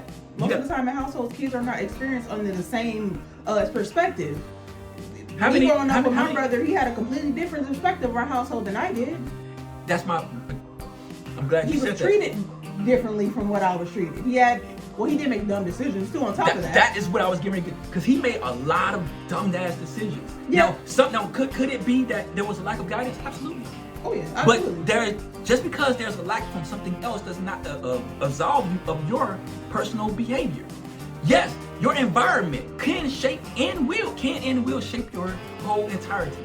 But that's if you let it. And that's the problem that we're not talking about. That is what I'm saying here. I'm not saying that trauma doesn't happen. I'm not saying trauma is not real. What I'm saying is you are responsible. At the end of the day, fuck your trauma, fuck how you feel. At the end of the day, it was your decisions. Your actions still played a part. You cannot just absolve it just saying, oh, my trauma. Well, I get it. You went through some stressful shit. I understand. And you can still be in the process of that healing, because a lot of people are not dealing with this stuff early on as a teenager or a young adult. Most of the time it hit us late 20s possibly, where you kind of recollecting everything. I'm sorry, that's an excuse. It's not an excuse. Because when you get ready to do something, you got two different sides. Always. There's one side, you know what? Hey man, you know what? It ain't even that serious. Let me just let this shit go. There's another side, you know what? I need to turn the fuck up because I ain't trying to have nobody play with my name. That in every situation, you have that. You can either let it go, or you can move, or you can act on it. A lot of times, it's the latter instead of the other. More people will react, and I'm not saying it's because I do the same thing too. But it's my actions. I own my actions. I accept my actions. I'm not saying that you're not gonna hear me saying, oh yeah, well I'm acting this way because of my trauma. No. Yeah, you're gonna hear me saying because that's what I choose to do. And a lot of times we've gotten into an argument and I told you I don't really care. And you knew but you knew I don't. That's the difference. I will own up to my part because that has nothing to, I'm not gonna sit there and make that a scapegoat. I understand what I went through. You know what I went through.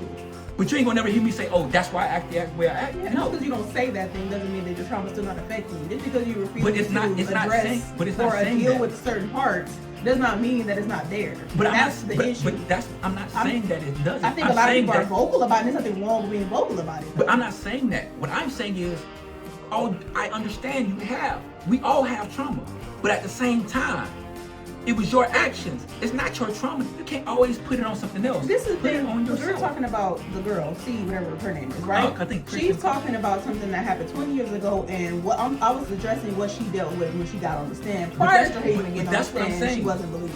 But that's what I'm saying. A lot of people think she's lying. I don't know. I kind of believe her, but I don't know. That's my whole thing. We can't prove that. Yeah, but all I did was go into what she went through as a child. And I'm saying that doesn't matter, because at the end of the day, she wasn't a child when that decision was made. Honestly, it was your actions. But do you think somebody's fully developed and able to make proper decisions at early 20s? Yeah. Do they do it? No, not all the time. Because we see some young kids, young adults. We see a lot of young adults who mature.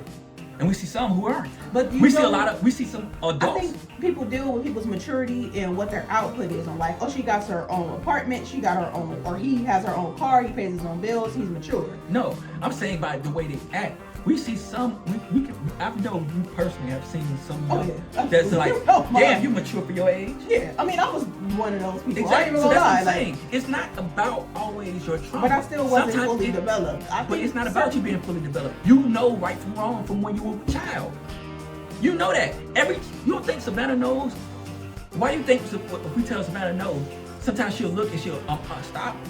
And then sometimes she'll later keep going. But that's the correction that we put in her. But at the same time, she knows right from wrong. Yeah, but that don't mean even to this day she might have some trauma. But here's what I'm saying is, if you know right from wrong from even at a young age, I'm not saying you cannot. Your trauma does not absolve you. It's not an excuse, but it is a factor for me. Like, I'm not saying anybody should let that be their excuse. I can say, okay, I get it. At least you're vocal about it. Now, if this is something that's completely repetitive, it's always somebody else, it's always this, then no, you got a problem. Too many people being vocal. But if you're vocalizing it and we're just having a conversation and you can still address your accountability as well as your trauma, I don't have a problem with that.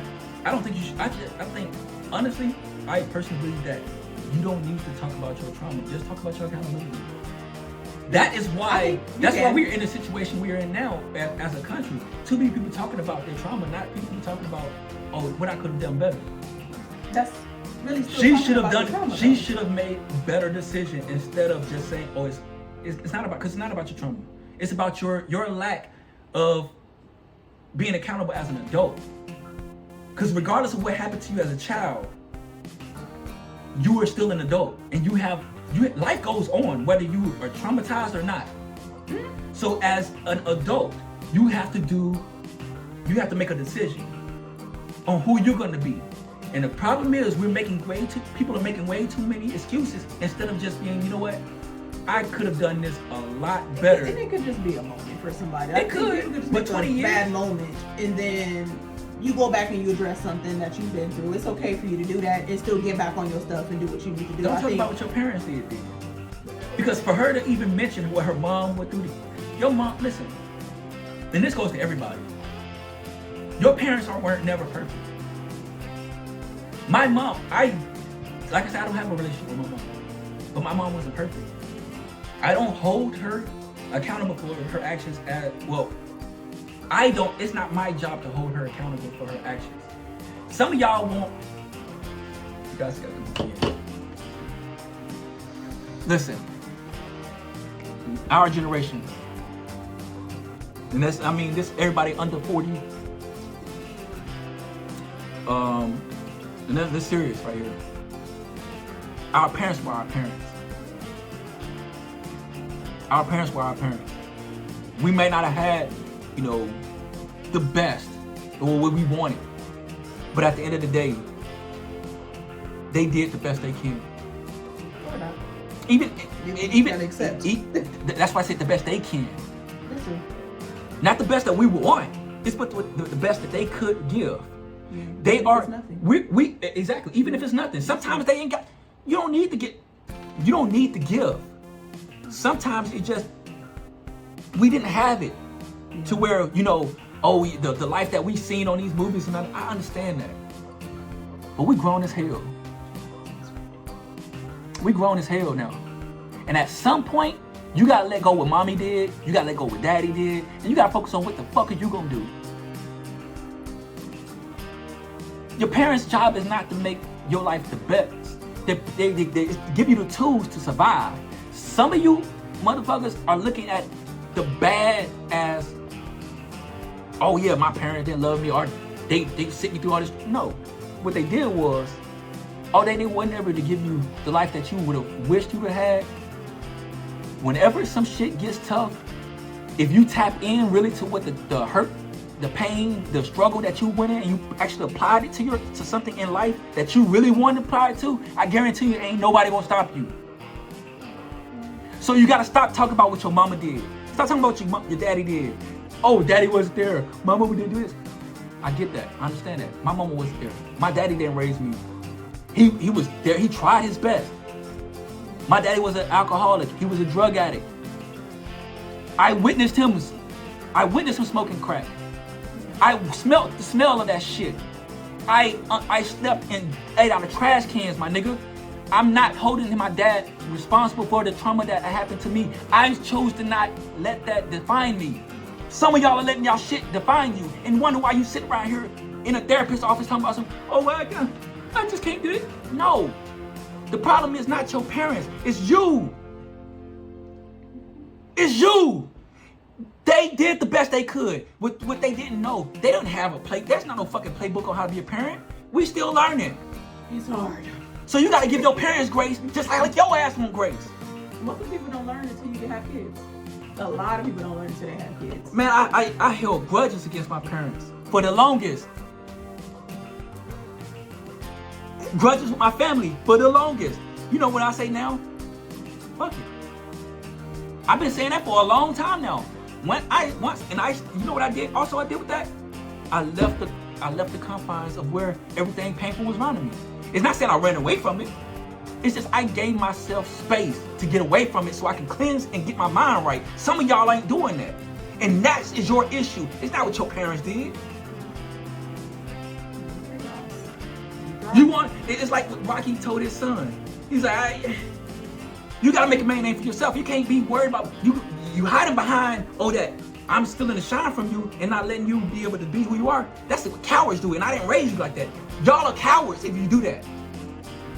Because what you're gonna do is, you're gonna pass that same trauma down to your kids. And notice, a lot of people who do that, where they at? Their children going through the same shit.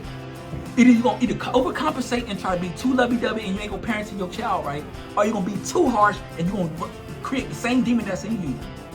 And what's the hardest part about parenting? So fix your fucking self. Stop talking about your parents. And if you is going to therapy, because I'm pursuing that, the point is for you to work on that so that you can move forward. You know, it's not to sit up and be, I'm going to talk to this person for an hour and just deal. And maybe you might need a life coach instead, because therapy does take you back. Life coaches move you forward. So maybe you need a coach that's going to kick you in the butt and make you do what you need to do. Or if you're going to go to therapy, stop making it about everybody else and make it about you. Yeah. Because you can't go in there and heal somebody else. You can only heal your damn self. So stop talking about what that person did and talk about what you do. What are you doing? And maybe you should go into therapy with that perspective. Like, this is my goal to be with you. So if you know, because some therapists will just let you talk because you go in and you set the tone for your meeting. And the point is not, they're trying to meet you where you are. But maybe you got to meet yourself where you need to be. You need to be, but in order for them to meet you where you are, you got to be honest with yourself. And a lot of times, you're not honest with yourself. You're making excuses like, this was why I act the way because my mom didn't show me this affection, or my dad was never there. Okay, and because it's gonna get old. Once you hit about 30, anybody really for real give you a lot of leeway. I'm sorry. Really? Once you hit 25, after 25, about 25, it's like, all right, nigga. Okay, come on. I get the early 20s. I do. That's why I say I don't think people are fully developed yet because you still trying to figure life out. I didn't move out of my house. So You may I was not be about fully developed, but you know right and 27, wrong. 26. I couldn't. I had a job, but just wasn't making enough money. Daycare. It was just so many other factors, and I was not a lazy person. I'm not a lazy person. I'm not a person you gotta coach into doing something. If you show me the ropes, I'm gonna go get it done. You gonna be like, dang, you done already? Yeah, I just need the guidance. You know, that's all I need. I don't need. Same thing with me. You put me in the right direction, then I'll go. I'll do the rest of the work. Period. And that's honestly all I've been looking for was a mentor. And I need somebody who's affordable because I can't pay you $5,000 every other 2 weeks or every other month. Right. I don't have that. And you know, that's where the growth really shows on you as a person. It's when you're at the point where you're not allowing, you know, you can go let your whole life go into shambles. Like when you're not allowing excuses to be your comfort zone. When you don't need to say, you know what, I've been like this because of my parents. When you're actually at that point where you say, you know what, that was my fault. I probably could have probably done this differently. I could have done that differently. I could have a lot of things I could have done differently. Mm-hmm. And then you start looking at and when me and my wife argue, a lot of times we don't argue a lot, but when we do argue, I'm sitting down here for days thinking about what I'm gonna say because I know if I say what I'm gonna say at that moment. And me, I don't sit on days. It's coming to shooting, so I have to give him the space, and I'll be up there like mad as hell at me. I be about to go off. But then when we actually sit down and talk after we had a whole full-fledged argument, and we realize, oh, you know what? I see what you're saying. And sometimes it's probably my pride being in the way too. You know, my excuses being in the way because, too. And it's not just her own. I mean, that's not just because sometimes once I get to that point when listen, not every situation. He little 50, he could be paid. Not every situation do I stand on it for. Sometimes I'll just say like, you know what, fuck it, whatever. And then there's other situations where I look at him like, you know what, nah, I can't. I gotta stand on this because if I give leeway on here, this is what's gonna happen next. And then as soon as we get the art, and then it'll start manifesting itself, and she starts seeing it, like, oh, I see what you're saying. But I had already seen that. And I feel like it be deliberate. You see how he talking to y'all? Don't talk to me like that. But that's his person. I'm starting to come understand. Okay, you're not trying to be mean. But I'll be feeling like, nigga, what's up? That's why I feel like after this is we finna blow. Not for like real. That's really how I can't beat him up with the leg. I know I can. I'm not going to try. But I'm not stupid. But at the same time, like because people so much focus on the delivery, sometimes it's really hard to accept certain things. Because she sees things differently, and I'm learning more to see what she sees, but. In return, she's learning more that I see it happening. Yeah. I see it happening before it coming. And I do too though, but it's different. But it's different ways. Different aspect. I think, yeah. She'll see it in some way, but I will see it full blown, like as clear as day. He called out so many things, and honestly, I'll be so crushed when it happened, and I'm like, I should have just listened to the tears. I say that I should have just listened, but I'm trying to be patient. I'm trying to see a different way, and it's like, no, there's only one way, man. This is all you got, and you need to quit trying to be over here. I ain't gonna go into detail, but there was something I told her 3 years ago. It was multiple things you told me. That's happening. No. You know what I'm getting at. I ain't gonna go into. You can say it. No. You don't have to say people's names. You can say one word or something. No. Ooh. I told her something that happened about 3 years ago. Seems like a code, like a. But housing. Think about it.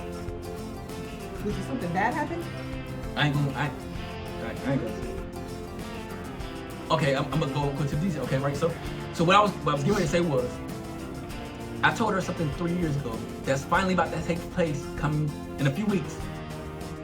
Actually, in a couple of weeks. Oh, well, yeah. I mean, I can't control that. But I seen it coming. Oh, I seen it coming too. And that was obvious. But at the time we got to arguing about that. Because you thought I was being shady towards. No, we got arguing because of certain words you said that I felt that was inappropriate. Well, I don't want to go too beyond, but it wasn't arguing because of that. I knew that, and I know that. I mean, it ain't forever. You know, like, so what do you expect? I mean, it's eventually gonna. It could have been had it been taken care of. No, the way the government set up, nah. But it would have. It could probably possibly be longer. That's what I'm saying. It could have not forever, but I mean, it could have been longer had certain events But not taking place. And those consequences, I mean, even then, I can't control it. I ain't there. I ain't got control of what nobody else do. That's on them. And when the pool rugs up under you, got to stand on your own 2 feet. There's nothing anybody can do that. Now. Yeah, and it's good though, because it's time. I can feel it. It's been time. But it's been time for sure. Because we both have particularly spoke about certain things, certain people, and they didn't take what we said serious. And there's things that people said to me that honestly. So honestly, for me, I just get it. I understand. I put myself in other people's shoes, and I understand why they're making decisions. Is it the wise decision? Is it smart? Is it helpful for them? No, but I can't do it for you. I can't get up and work for you. I could apply for a job for you, but that you got to go on the interview. You got to get up every day and go to work. There's only so much I can do to help you, and I'm going to do as much as I possibly can. So there's no excuse for you. But once, but you know what? It hit the fan. It just hits the. I can't do nothing. What was the excuse that we always give? What? Me and you, or you mean like just we in general, like people? Me and you particularly. Hold on, because then out of there, we'll be dead. Yeah. Mm-hmm. And people use that excuse all the time. Yeah. So or people look at life circumstances and situations that have happened, and now that's the backbone of why they can't do what they exactly. And that's what I feel like a lot of times was happening. No, you're facts. Like I'm not saying that at all, but I just think for me, I feel like trauma just is a trigger word for you. Yeah, because not like that word. Because don't get me wrong, I understand, I get it. It's just that I'm so sick and tired. But you're in a different place. That's why too. But even if I wasn't, it's like I'm so sick and tired of just hearing like that being okay. I didn't get it. No, and I agree. We as black people, right? My people, let's be real, right? We've let this whole narrative of coming from the ghetto or being raised by a single parent. That's kind of been our narrative for so long. You look at a lot of these athletes. You look at a lot of musicians. First thing they talk about is, I was in a single parent household. My mama raised me. The streets raised. Come on, bro. But that's true. That's what they came from. But I get that. But here's my. Why can't you just say, you know what? I worked my ass off, man. No matter what the circumstances was around me, I couldn't let that stop me from becoming who I was destined to be. But I think that's where they're going with it. Because if you don't let it be about the sympathy of it, because it's the narrative that you're putting around yourself to prop up yourself. Stop doing that. Just if you want to prop yourself up, talk about what you did do. You can't control the environment that you was in, but you can control your work ethic. You control your dedication. You can talk about the stuff that's in your control. Stop talking about the stuff that's not in your control. You can't change that stuff that happened to you, but you damn sure change your decision making. You could change who you were hanging around with. Facts. That's facts. Facts. That's all I'm saying. I'm not saying that you're not dealing with nothing. Yeah. I'm not saying you're not hurting. Yeah. But what I am saying is take accountability for the stuff that you know for a fact that you could have changed. And there's a lot of stuff that a lot of these people who was involved with that case could have changed that they didn't. And now they're looking back at this like, damn, bro. Now the whole world knows what this happened. The people who I feel sorry for, Justin Bieber, Usher, even when he was younger, I feel sorry for him because he had no control of that. And I look at their parents like, bro, y'all should be locked up too. Even Bow Wow, he said he went on an interview and his mama sent him way across the country. He was like 6. What are y'all doing? Come on. I can't even send my son to school up the street and he's 10. I'd be like, nah, I'm finna just go on in. Without walking with him? I was so scared at the last, because he homeschooled now, but the last little 2 weeks he was walking by, I was just like, this is just uncomfortable for me. Like, it's scary. And with so much stuff going on around, especially in our area right now, man, yeah, it's tough. But as a parent, we can only do so much. Yeah. And even then, that's cool. He should be going, but I'm not sending my kid across the goddamn country for a music deal. So I'm pimping out my kid basically because that's really all you're doing. That's all you're doing. And then you can't spend the money. And then after you start finding out weird stuff going on, now you want to claim like you didn't know. But yeah. Why would you put your child in that position in the first place? That should be your first thought. That's my first. Every time I say, I don't care how many times my son, because he has a consistent relationship with his other side of the family, and I don't have no issue. It's the mother in me that just be concerned. Right. All the time. And he's safe, he's fine, he's in a good, cool situation. You know, I mean, there's whatever. But like, it doesn't matter. It's just really the fact of my thoughts towards him. He's not with me, so I'm just, if I have a negative thought, I'm praying. If I'm texting him, you good, you know, or, you know, it's not all the time, because I be trying to give him the space because he be tired of me. But like, you know, it's just as a parent. That's as a parent. And for some of the parents who sit their kids out doing that, y'all need to be locked up too. That should be child, what is it called? Like abandonment. Because that's what you just... Child endangerment? Yeah. Because you let your child go and be in that environment. They should be those that are not family. There's one thing you send them to his daddy across the country and he living with his father, or you have a responsible uncle, or you know that they're good with their grandma or something like that. That's different. Yeah. But these are strangers. You don't know these people. And they paying you good money for it too. And he's 6. I could even get, I ain't gonna say I get it, but even 16, at least you closer. But I ain't doing that to my child, my daughter. Yeah. I don't care, even when she's 20, 30 years old. She better be calling me. Text, I didn't hear from you in a couple days. You know, but yeah, I just, I don't know. I think, yeah, I don't understand. I don't think there's a reason. I don't even understand the reasoning behind that besides greed. You're just a greedy person and all you care about. You love money. When they say the love of money is the root of all evil, that's what not money. No, let's be clear. It's not the money. It's the love of money too much that you're gonna go pimp out your kid, and that's evil. You do anything for it. You don't know what's going on with this child. And that's what you're seeing today. With a lot of people who was involved with this case, they did it because they agreed out of the love of money. They wanted the money. Yeah. That's all it was. They allowed themselves to be put through humiliating situations for the love of money.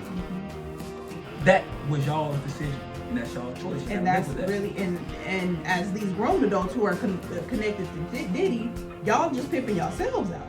That's really what you're doing, because you're not taking a standard to say no. When it's too much, too much. If I wake up and I'm feeling a little weird in my other area that ain't nobody got access, I don't get nobody access to, I'm gone.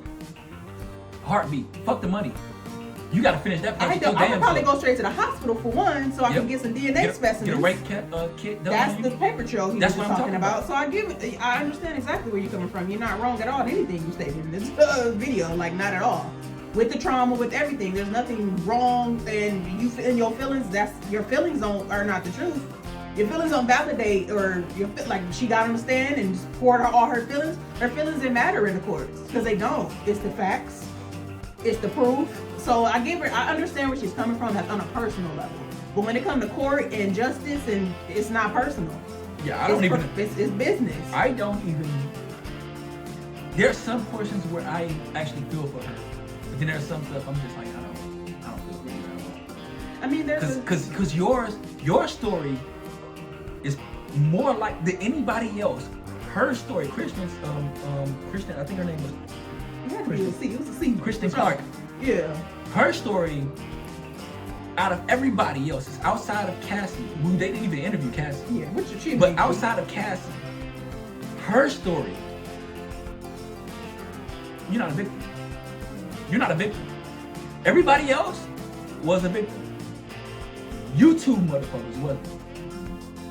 Unfortunately, Cassie got paid for her, but I think Diddy loved Cassie. I think Cassie loved Diddy. But the problem is, Diddy ain't marrying Cassie. And love is not always the root of... And she ain't got no kids. Life is, like I said, it gets real gloomy when you look back and you're like, damn, I wasted 10 years of my life doing nothing. It's just a lie. It could be. She really could love that man. I think she tried to love him. I think she's still in love with that man. I don't think she's out of love with him. It's just the fact that the matter is, she is not going to become Diddy's wife. He's not going to marry her. And he ain't going to give her no kid. That's what she wants. So she got a guy now, who I think she's married now. Yeah. She's a wife. She might have kids coming soon. Who knows, yeah. So, I'm glad for her, though. I mean, girl, so at the end of the day, she wasn't able to get that from the person who she really wanted, which was Diddy. So she went and found somebody else. And this is my thing to ladies. And I'm gonna have my same conversation with my daughter when she get older.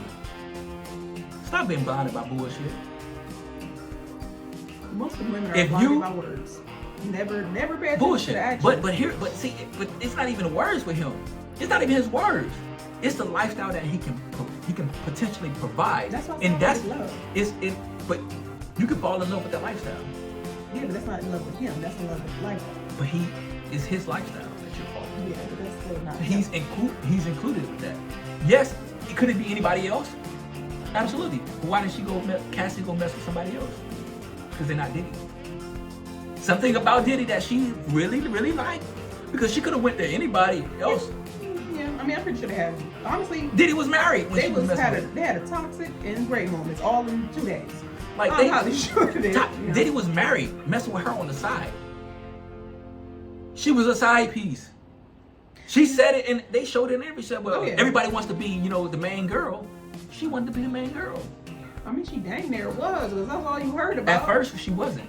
I know. It was Kim Porter. I know. And when Kim filed for divorce, she became the main girl. She got what she wanted, but she didn't get everything that she wanted. She wanted a kid. Which is so Diddy probably didn't give her no child. It's not even a reasonable thing. I'm asking for what a normal relationship would act. Well, then But then that means Diddy got to pay her money for child support. Unfortunately, If you they don't wanted work to pay out. $10 million, you should have. But no, He paid $30 million just to keep her quiet. 10. But at the same time, it's like, if Diddy would have gave her a child and put a ring on her finger, will we hear about her now? No. She would be. As far as this lawsuit stuff, she would be his. We would hear about her being his wife. Yeah, but I don't think we would hear about no. We ain't gonna hear about no lawsuit. No. I mean, but then at the same time, I'm getting child support. Because I don't know, everything's the Kim Porter thing. They say Diddy got something to do with that too. So he got custody of them kids. I know. So he ain't got to pay child support. I know that, but I'm saying her whole reason of not being here, that's what people claim. I don't know the full story to that part, but I do think that he unalived Kim Porter. I forget. Or he's responsible for unaliving Kim Porter. I do believe he's responsible for Biggie and Pac's murder. I mean, it's very clear. Keefy D already kind of shared the details. But Keefy D, the problem with Keefy D is like, Keefy D got his own legal issues. So are you saying this just to get off? Because that's what we essentially got to come down to. Because Zip is no longer alive. So he passed away from cancer. So he can't confirm whether or not Diddy's involvement. But I do believe Keefy D's story. The problem with it is also it can be used against him. Whereas it says, okay, well, you only saying this to get time knocked off your sentence because you got a whole legal issue over here that you're dealing with. It's been long rumored that Diddy had a hit out on Bad Boy Shane. It was long rumored that. If you talk to anybody who was like, when I lived in Vegas, I learned a lot about this stuff. That's where it took place at. Yeah. And some of them older cats out there, they remember that stuff because to them it wasn't too long ago. Right. They remember that vividly. Yeah. And it's been long rumored that Diddy was behind Biggie. What people didn't know is the situation in Atlanta. A lot of people didn't know that. But that's the same situation where Ray Lewis caught that body. So I want you to remember that. Ray Lewis caught that body, I want to say it was in early 2000s, around when this stuff was taking place. And he was down in Atlanta with them. There was a lot of people in Atlanta during that time frame where Ray Lewis stabbed somebody on his way out. That happened that same night. So, listen. And now that we got to the end of this trial and everything,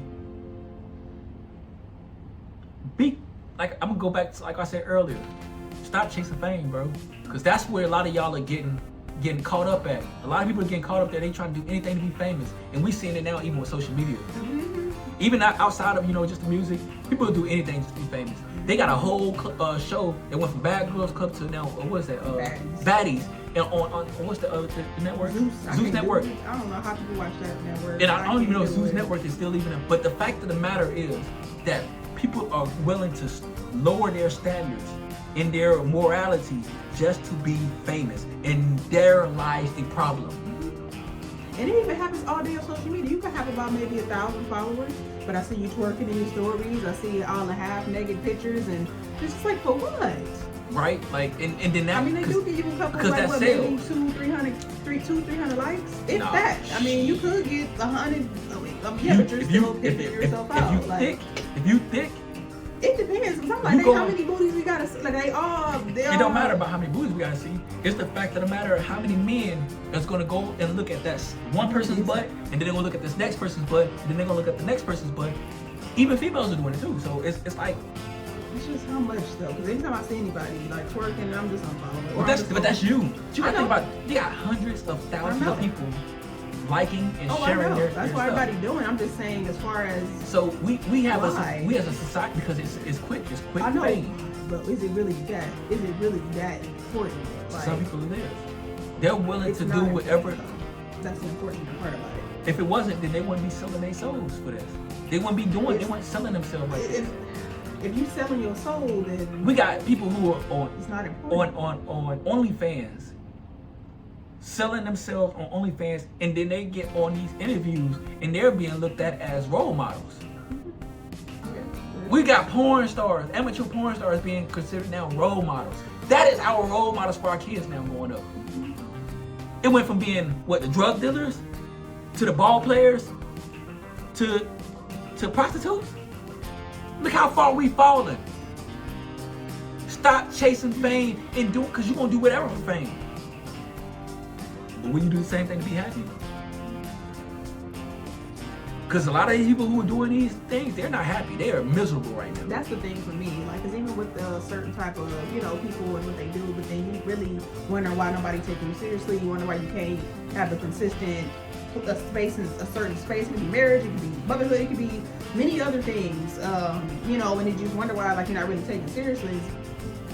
Because of the output, you think you putting out there, and you think it's serious though. You think it's like, I'm gonna say you think it's serious. You think it's important. Like, I'm just trying to. It's not. It's really not. But to some people, it's the end of the world, and they got to be famous. But it don't matter how. And it don't matter. Yeah, exactly. It don't matter what it takes. And that right there is a problem, because that is now being. It's not just one person.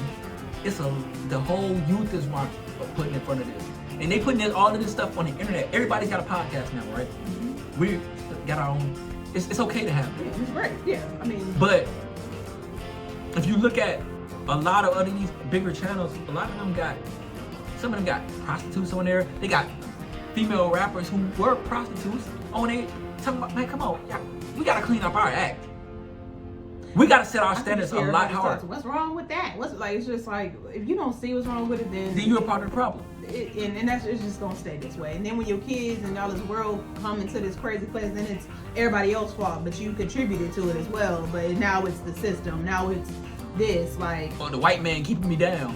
Okay, man, come on. Yeah. Like you ain't just show your ass to try to get. You didn't make your name off showing your ass. Come on, we gotta. Just trying to catch somebody for real. You want them to see that. We gotta raise our, as a community here, specifically to the black community. We gotta raise our standards up. Too many people are, so comfortable selling out our people. We need to take that back, because we can't have these half-ass people being a standard in our community, and then we want to talk about, we want to uplift ourselves. We want, we're being so kept under. No, we're keeping ourselves. It's just the backwardness of it all. I'm going to go exploit myself, do dangerous, violent, unnecessary things for the culture to build us up. But then when somebody calls you out and they're modeling, whatever, modesty, they're modeling purity, they're modeling honesty, they're modeling you facing your traumas and not making it excuses, then we're keeping you down. You don't see or we're being judgmental. Man, this world needs today is more people to to kick this shit, Wallace. Kick this shit. We need more people who's gonna willing to put out this flame, because we need people to say, you a hoe. No, for real. For real. Funny, ain't no it's about you talking about you want to explore your sexuality, you want to feel free. No, you just a hoe. We need more people to be real, because what is happening now today is we got more people willing to say whatever to make you feel welcome, to feel good, when it's actuality we need to be putting that, we need to be stopping that shit at its head, because that is the message that we're sending to our children, that this stuff is okay. Oh, you can do this and nobody gonna say nothing. We shouldn't judge nobody. Ain't nowhere. You definitely should be judging every situation. The Bible doesn't say do not judge. It says judge not, lest you be judged. So you can judge. Just know that you're gonna be judged on the same accord. And we're not gonna sit up here and tell you this, and the other, and that's behind closed doors. And do something totally different. Completely opposite. Now you see me twerking on my video. You would never ever find me halfway naked nowhere. The same stuff I'm telling y'all, it's the same stuff I say at home all the time. Yeah, we just be having conversations. Honestly, we just decided to have podcasts because we'll be talking 4-5 hours sometimes, just about different subjects, different things. Even sometimes we might even just go, at it a little bit with each other because we see different perspectives. But this is kind of normally what we do. And I'm telling y'all, I'm gonna leave this here. We as our community, African Americans, we need to do better. We gotta stop accepting mediocrity. We gotta stop accepting just anything and everything. And it's affecting our music. It's affecting our art. There was a time when we really, really, really, really influenced the world in a great way. Literature. We got exploited and pimped out, unfortunately. No, what happened is that another first take. Desegregation was the worst thing that happened to the black community.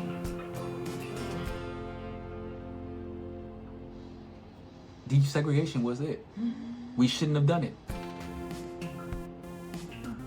Because it allowed us to open up and bring in other ideologies from other communities. Listen,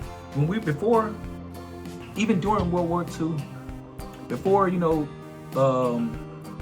60s, before the Brown versus the Board of Education, there was a time where we as people had homes. We owned homes, had businesses, very good jobs.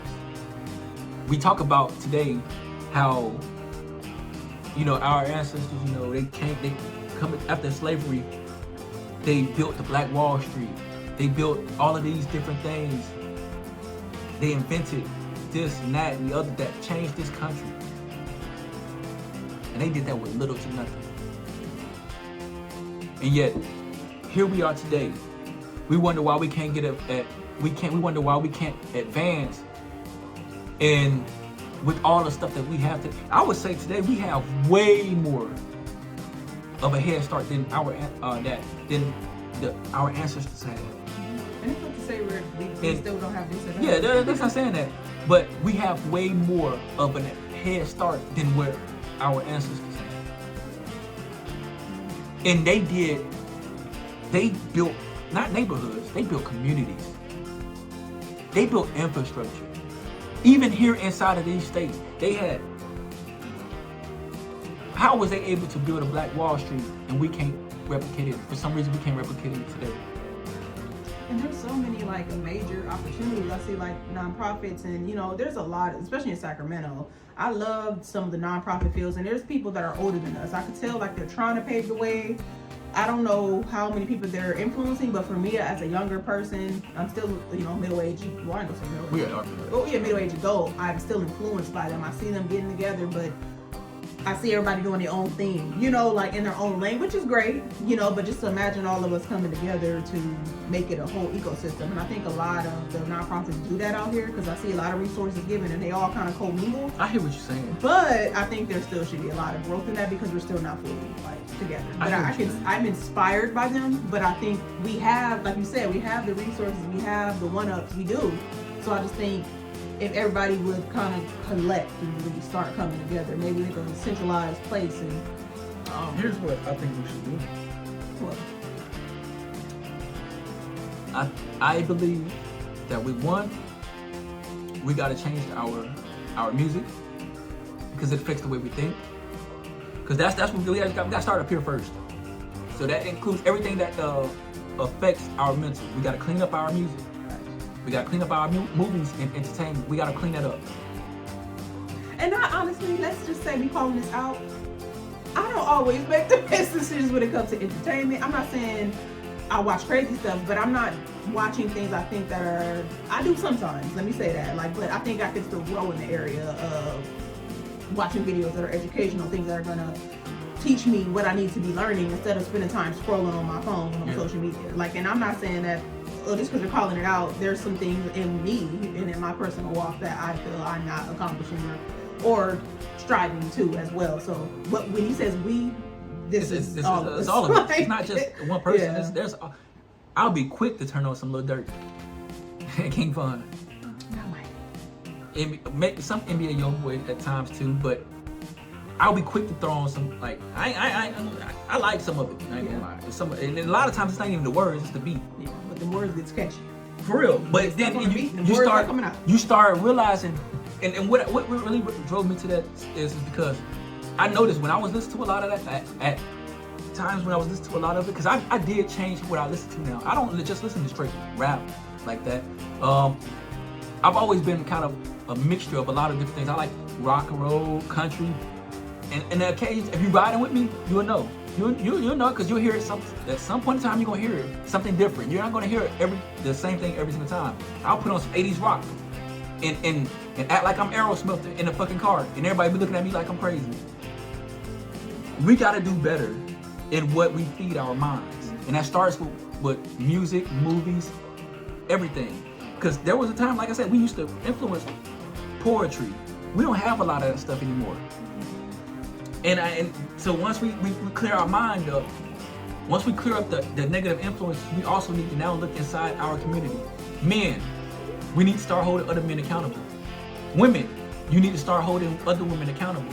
We cannot let ourselves falter by continuing to allow certain stuff to go on. Because then what that does is, it's not just like it's just that one person. Now that's a negative imprint on all of us. And I don't care about, and so let me say this now. I don't give a damn about what people think about me. I don't. But what I do care about is, what I do give a damn about is how our people are going to advance ourselves. How are we going to pick ourselves up instead of waiting on somebody else to do it for us? And that's politically, that's everything. We cannot sit here and continue to wait for another fucking Malcolm X or Martin Luther King. We can't. We can't even sit here and wait for another Jesus. We have to sit here. There are certain tools that each person has given us over the course of history that we must now have to look at ourselves and be like, we got to take what we learned from here, and apply it to ourselves. We're not doing that.